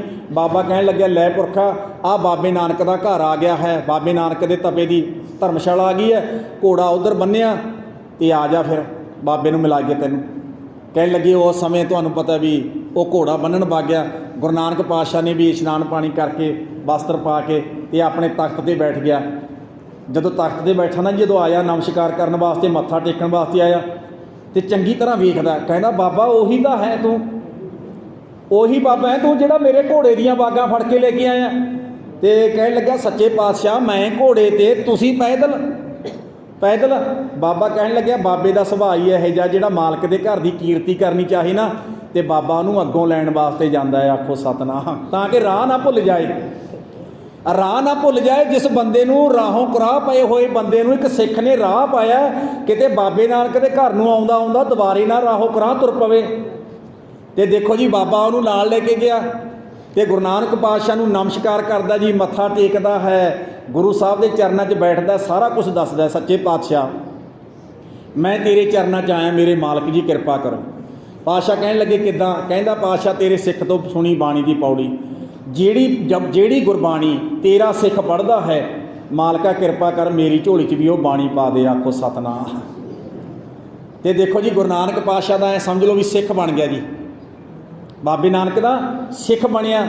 ਤੇ ਜਦੋਂ ਸਿੱਖ ਬਣਿਆ ਨਾਮ ਦੀ ਦਾਤ ਮਿਲੀ, ਮੂਲ ਮੰਤਰ ਮਿਲਿਆ, ਗੁਰ ਮੰਤਰ ਮਿਲਿਆ, ਗੁਰੂ ਨਾਨਕ ਪਾਤਸ਼ਾਹ ਜੀ ਦੀ ਉਚਾਰਨ ਕੀਤੀ ਹੋਈ ਅੰਮ੍ਰਿਤਮਈ ਗੁਰਬਾਣੀ ਮਿਲੀ ਜੀ, ਗੁਰਬਾਣੀ ਉਹਦੀ ਝੋਲੀ 'ਚ ਪੈਂਦੀ ਹੈ। ਉਹੀ ਭਾਈ ਲਹਿਣਾ ਜਿਹੜਾ ਪਹਿਲਾਂ ਦੇਵੀ ਦੇਵਤਿਆਂ ਦਾ ਪੁਜਾਰੀ ਹੈ, ਉੱਥੇ ਜਾ ਕੇ ਆਉਂਦਾ ਹੈ, ਸੇਵਾ ਪਾਣੀ ਕਰਕੇ ਆਉਂਦਾ ਹੈ, ਅੱਜ ਨਾਲੇ ਤਾਂ ਮਾਲਕ ਦੀ ਕੀਰਤੀ ਕਰਦਾ ਹੈ, ਨਾਲੇ ਬਾਬੇ ਦੇ ਘਰ ਦੀ ਸੇਵਾ ਕਰਦਾ ਜੀ। ਸੇਵਾ ਉਹ ਕਰਦਾ ਜੀ, ਇੱਕ ਗੱਲ ਚੇਤੇ ਰੱਖ ਲੈਣਾ, ਜਿਹਨੂੰ ਗੁਰੂ ਗ੍ਰੰਥ ਸਾਹਿਬ ਦੀ ਬਾਣੀ 'ਚ ਇੱਦਾਂ ਲਿਖਿਆ, ਸਾ ਸੇਵਾ ਕੀਤੀ ਸਫਲ ਹੈ ਜਿਤ ਸਤਿਗੁਰ ਕਾ ਮਨ ਮੰਨੇ, ਸਤਿਗੁਰ ਕਾ ਮਨ ਮੰਨਿਆ ਤਾਂ ਪਾਪ ਕਸੰਬਲ ਭੰਨੇ। ਬਾਬੇ ਨਾਨਕ ਦੇ ਘਰ ਦੀ ਸੇਵਾ ਜੀ ਪੂਰੀ ਖਲਕਤ ਦੀ ਸੇਵਾ ਹੈ, ਵਿੱਚ ਦੁਨੀਆ ਸੇਵ ਕਮਾਈ ਹੈ ਤਾਂ ਦਰਗਹਿ ਬੈਸਣ ਪਾਈ ਹੈ, ਕਹੋ ਨਾਨਕ ਬਾਂਹ ਲੁਡਾਈ ਹੈ। ਕਹਿਣ ਲੱਗੇ ਬਾਬੇ ਨਾਨਕ ਦੇ ਘਰ ਦੀ ਜਿਹੜੀ ਬਖਸ਼ੀ ਹੋਈ ਸੇਵਾ ਕਰਦਾ ਹੈ, ਸੇਵਾ ਦੇ ਨਾਲ ਨਾਲ ਕੀ ਕਰਦਾ ਹੈ? ਗੁਰੂ ਨਾਨਕ ਪਾਤਸ਼ਾਹ ਜੀ ਦੀ ਅੰਮ੍ਰਿਤਮਈ ਗੁਰਬਾਣੀ ਪੜ੍ਹਦਾ। ਤੇ ਗੁਰਬਾਣੀ ਪੜ੍ਹਨੀ ਕੀ ਹੈ ਜੀ? ਮਾਲਕ ਦੀ ਕੀਰਤੀ ਕਰਨੀ ਹੈ, ਆਖੋ ਸਤਨਾਮ। ਜਿਸਨੋਂ ਬਖਸ਼ੇ ਸਿਫਤ ਸਲਾਹ, ਬੋਲੋ ਜੀ ਜਪਜੀ ਸਾਹਿਬ ਦੀਆਂ ਪੰਕਤੀਆਂ, ਜਿਸਨੋਂ ਬਖਸ਼ੇ ਸਿਫਤ ਸਲਾਹ ਨਾਨਕ ਪਾਤਸ਼ਾਹੀ ਪਾਤਸ਼ਾਹ। ਕਹਿਣ ਲੱਗੇ ਜਿਸ ਬੰਦੇ ਦੀ ਝੋਲੀ ਦੇ ਵਿੱਚ ਪਰਮਾਤਮਾ ਨੇ ਆਪਣੇ ਘਰ ਦੀ ਸਿਫਤ ਸਲਾਹ ਪਾ ਦਿੱਤੀ ਨਾ, ਗੁਰਬਾਣੀ ਪੜ੍ਹਨ ਨੂੰ ਦੇ ਦਿੱਤੀ, ਗੁਰਬਾਣੀ ਦਾ ਕਥਾ ਕੀਰਤਨ, ਗੁਰਬਾਣੀ ਦਾ ਪਾਠ ਕਰਨ ਵਾਸਤੇ ਦੇ ਦਿੱਤਾ, ਮੂਲ ਮੰਤਰ ਜਪਣ ਵਾਸਤੇ ਦੇ ਦਿੱਤਾ। ਬਾਬੇ ਨਾਨਕ ਦੀ ਕੀਰਤੀ ਵਿੱਚ ਐਡੀ ਪਾਵਰ ਹੈ, ਪਾਤਸ਼ਾਹ ਦੇ ਵੀ ਪਾਤਸ਼ਾਹ ਬਣਾ ਦਿੰਦੀ ਹੈ, ਆਖੋ ਸਤਨਾਮ। ਦੇਖੋ ਜੀ ਸੇਵਾ ਕੀਤੀ, ਮਾਲਕ ਦੇ ਘਰ ਦੀ ਕੀਰਤੀ ਕਰਦਾ ਹੈ, ਮਾਲਕ ਦੇ ਘਰ ਦੀ ਕੀਰਤੀ ਕਰਦਾ ਹੈ। ਤੇ ਫਿਰ ਭਾਈ ਲਹਿਣਾ ਨਹੀਂ ਰਿਹਾ, ਭਾਈ ਲਹਿਣਾ ਨਹੀਂ ਰਿਹਾ। ਜਿਸ ਭਾਈ ਲਹਿਣੇ ਦੀ ਪਵਿੱਤਰ ਰਸਨਾ ਨੇ ਮਾਲਕ ਦੀ ਕੀਰਤੀ ਕੀਤੀ, ਬਾਬੇ ਨਾਨਕ ਦੇ ਘਰ ਦੀ ਦਸੀ ਸੇਵਾ ਕੀਤੀ। ਇੱਕ ਦਿਨ ਉਹ ਸਮਾਂ ਆਇਆ ਜਦੋਂ ਗੁਰੂ ਨਾਨਕ ਪਾਤਸ਼ਾਹ ਨੇ ਤਖਤ ਦੇ ਉੱਪਰ ਬਿਰਾਜਮਾਨ ਕਰਕੇ, ਉੱਪਰ ਚੌਰ ਸਾਹਿਬ ਚਲਾ ਕੇ ਆਪਣਾ ਪਵਿੱਤਰ ਸੀਸ ਭਾਈ ਲਹਿਣੇ ਦੇ ਅੱਗੇ ਰੱਖ ਕੇ ਗੁਰੂ ਅੰਗਦ ਦੇ ਪਿਤਾ ਮਹਾਰਾਜ ਜੀ ਬਣਾ ਦਿੱਤੇ, ਆਖੋ ਸਤਨਾਮ। ਹੈ ਜੀ ਮੈਂ ਬੇਨਤੀ ਕਰਦਿਆਂ, ਗੁਰੂ ਘਰ ਦੀ ਕੀਰਤੀ ਕਰਨ ਦੇ ਵਿੱਚ ਐਡੀ ਪਾਵਰ ਹੈ। ਤੇ ਸਤਿਗੁਰੂ ਸੱਚੇ ਪਾਤਸ਼ਾਹ ਜੀ ਤਾਂ ਸਭ ਦੀਆਂ ਝੋਲੀਆਂ ਦੇ ਵਿੱਚ ਕੀਰਤੀ ਪਾਉਂਦਾ। ਲੈ ਵੀ ਸੱਜਣੋ, ਪਰਮਾਤਮਾ ਦਾ ਨਾਮ ਤੁਸੀਂ ਸਾਰਿਆਂ ਨੇ ਜਪਣਾ ਹੈ, ਮੂਲ ਮੰਤਰ ਮੈਂ ਤੁਹਾਡੇ ਸਾਰਿਆਂ ਨੇ ਜਪਣਾ ਹੈ। ਇੱਕ ਗੱਲ ਚੇਤੇ ਰੱਖ ਲੈਣਾ ਜੀ, ਦੂਸਰੇ ਧਰਮਾਂ ਦੇ ਗ੍ਰੰਥ ਹੈ ਨਾ, ਜਿਹੜੇ ਦੂਸਰੇ ਧਰਮਾਂ ਦੇ ਗ੍ਰੰਥ ਹੈ, ਹਿੰਦੂ ਧਰਮ ਦੇ ਬ੍ਰਾਹਮਣ ਤੋਂ ਬਿਨਾਂ ਦੂਜਾ ਨਹੀਂ ਕੋਈ ਪੜ੍ਹ ਸਕਦਾ ਸੀ, ਦੂਜਾ ਨਹੀਂ ਕੀਰਤੀ ਕਰ ਸਕਦਾ ਸੀ ਕੋਈ। ਇਸਲਾਮ ਧਰਮ ਵਾਲਿਆਂ ਨੂੰ ਹਿੰਦੂ ਧਰਮ ਵਾਲੇ ਨਹੀਂ ਪੜ੍ਹ ਸਕਦੇ, ਔਰ ਹਿੰਦੂ ਧਰਮ ਦੇ ਗ੍ਰੰਥਾਂ ਨੂੰ ਮੁਸਲਮਾਨ ਭਰਾ ਨਹੀਂ ਪੜ੍ਹ ਸਕਦੇ। पर जिस बाबे की गोद में आप बैठे हैं तो बाबा पता ही की कहता, कोई गावै को सुनै हर नामा चित लाए, कौ कबीर संसा नहीं अंत परमगत पाए। कह लगे सज्जना इत्थे कोई गावै, जेड़ा मर्जी आवे, जेड़ा मर्जी। हाँ एक मर्यादा जी गुरबाणी पढ़न की भी, जिन्हें गुरबाणी पढ़नी है ना वो इशनान करके आवे, धोते वस्त्र पा के आवे, अपने सिर के उत्ते दस्तार वगैरह सच सजा के आवे, सिर ढक के लेके आवे। गुरबाणी जेड़ा मर्जी पढ़ सकता, पर गुरबाणी पढ़न तो पहले एक मर्यादा भी, इशनान पानी करके आवे। आखो सतनाम।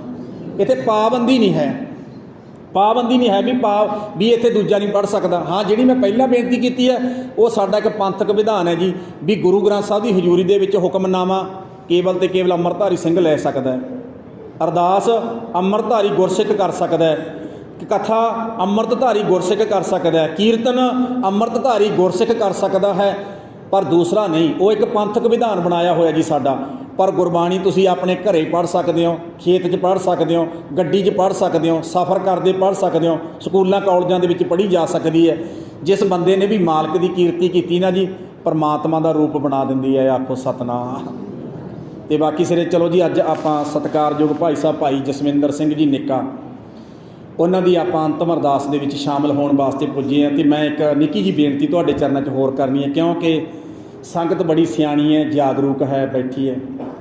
अज है जी होली, क्योंकि मैं आ रहा सी ना तो मैं वेख्या भी बड़े लोग तुहानूं पता भी दूसरा दूसरे का मूँह लवेड़ के होली खेड रहे हैं। ठीक है, ये हिंदू धर्म का त्यौहार है, उन्होंने मुबारक है, उन्होंने मुबारक है। ये सिख धर्म का त्यौहार नहीं है। आखो सतनाम। अपने धर्म का की है जी, अपने धर्म के त्यौहार भी वक्रे है। गुरपुरब, शहीदी दिहाड़े, बैसाखी, विसाखी, होली के उत्ते बाबे ने की दिता जी, होला महला, होला महला।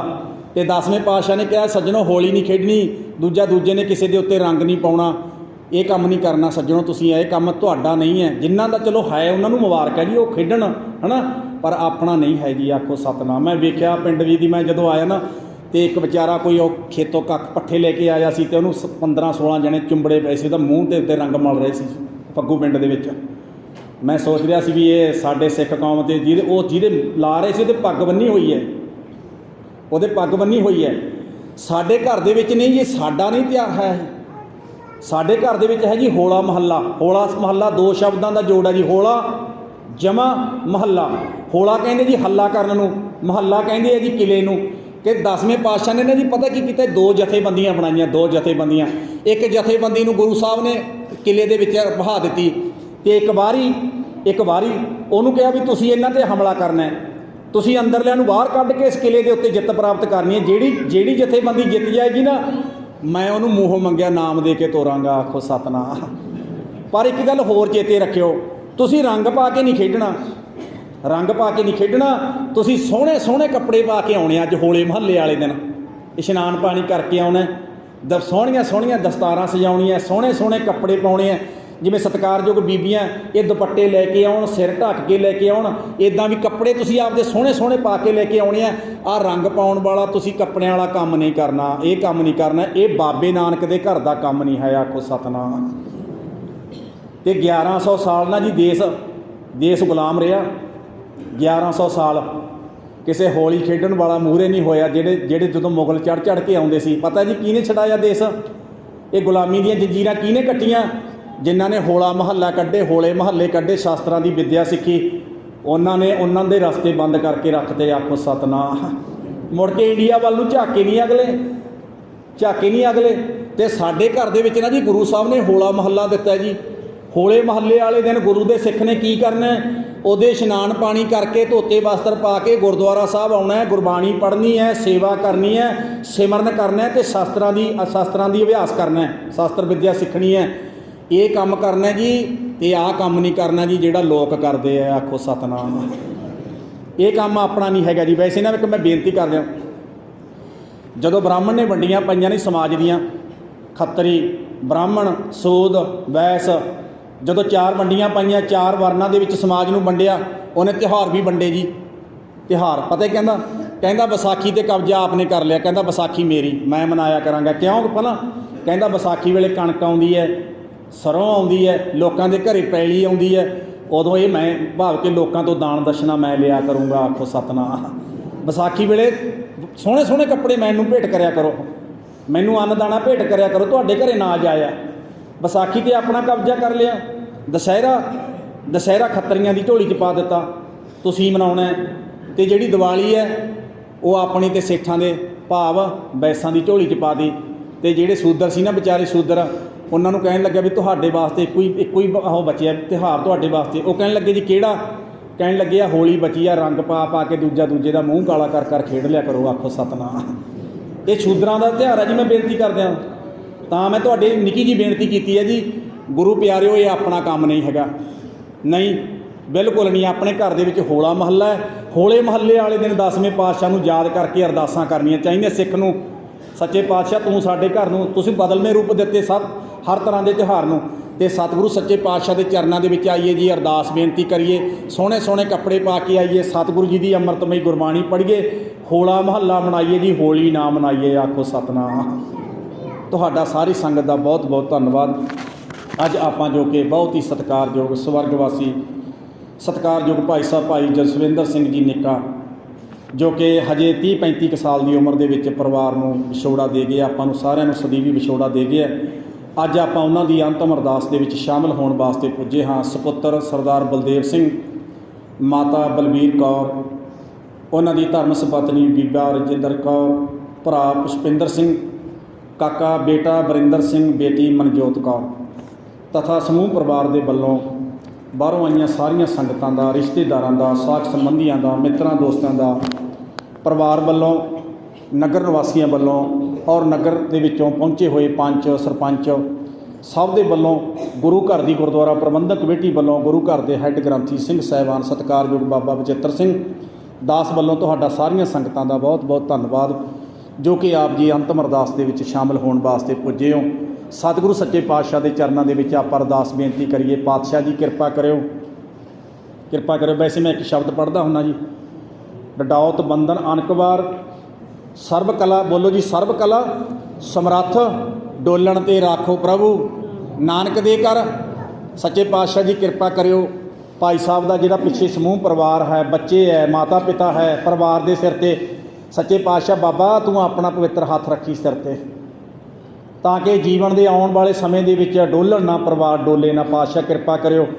ਆਉਣ ਵਾਲੇ ਸਮੇਂ ਦੇ ਵਿੱਚ ਬਾਬਾ ਜੇ ਤੇਰਾ ਪਵਿੱਤਰ ਹੱਥ ਸਿਰ ਦੇ ਉੱਤੇ ਹੋਵੇਗਾ ਨਾ, ਫਿਰ ਖੁਸ਼ੀਆਂ ਖੇੜੇ, ਦਿਨ ਦੁੱਗਣੀ ਰਾਤ ਚੌਗਣੀ, ਪਰਿਵਾਰ ਤਰੱਕੀ ਕਰੇਗਾ। ਆਖੋ ਸਤਨਾਮ। ਅਤੇ ਆਪਾਂ ਸਾਰਿਆਂ ਨੇ ਅਰਦਾਸ ਬੇਨਤੀ ਕਰਨੀ ਹੈ, ਸੱਚੇ ਪਾਤਸ਼ਾਹ ਵਿਛੜੀ ਹੋਈ ਆਤਮਾ ਨੂੰ ਆਪ ਜੀ ਦੇ ਚਰਨਾਂ 'ਚ ਨਿਵਾਸ ਬਖਸ਼ਿਸ਼ ਕਰਿਓ, ਪਿੱਛੇ ਪਰਿਵਾਰ ਨੂੰ ਭਾਣਾ ਮੰਨਣ ਦਾ ਬਲ ਬਖਸ਼ਿਸ਼ ਕਰਿਓ। ਪਰਿਵਾਰ ਦੇ ਸਿਰ ਦੇ ਉੱਤੇ ਪਾਤਸ਼ਾਹ ਤੁਸੀਂ ਆਪਣਾ ਪਵਿੱਤਰ ਹੱਥ ਰੱਖਿਓ, ਫਿਰ ਇਹ ਸਾਡਾ ਜਿਹੜਾ ਜੀਵਨ ਹੈ ਲੋਕ ਸੁਖੀਏ ਪਰਲੋਕ ਸੁਹੇਲੇ, ਨਾਨਕ ਹਰ ਪ੍ਰਭ ਆਪੇ ਮੇਲੇ। ਤੁਹਾਡਾ ਸਾਰੀ ਸੰਗਤ ਦਾ ਧੰਨਵਾਦ। ਸ੍ਰੀ ਗੁਰੂ ਗ੍ਰੰਥ ਸਾਹਿਬ ਸੱਚੇ ਪਾਤਸ਼ਾਹ ਜੀ ਦਾ ਧੰਨਵਾਦ। ਹੋਈਆਂ ਬੇਅੰਤ ਭੁੱਲਾਂ ਦੀ ਖਿਮਾ ਪਿਆਰਿਓ। ਵਾਹਿਗੁਰੂ ਜੀ ਕਾ ਖਾਲਸਾ, ਵਾਹਿਗੁਰੂ।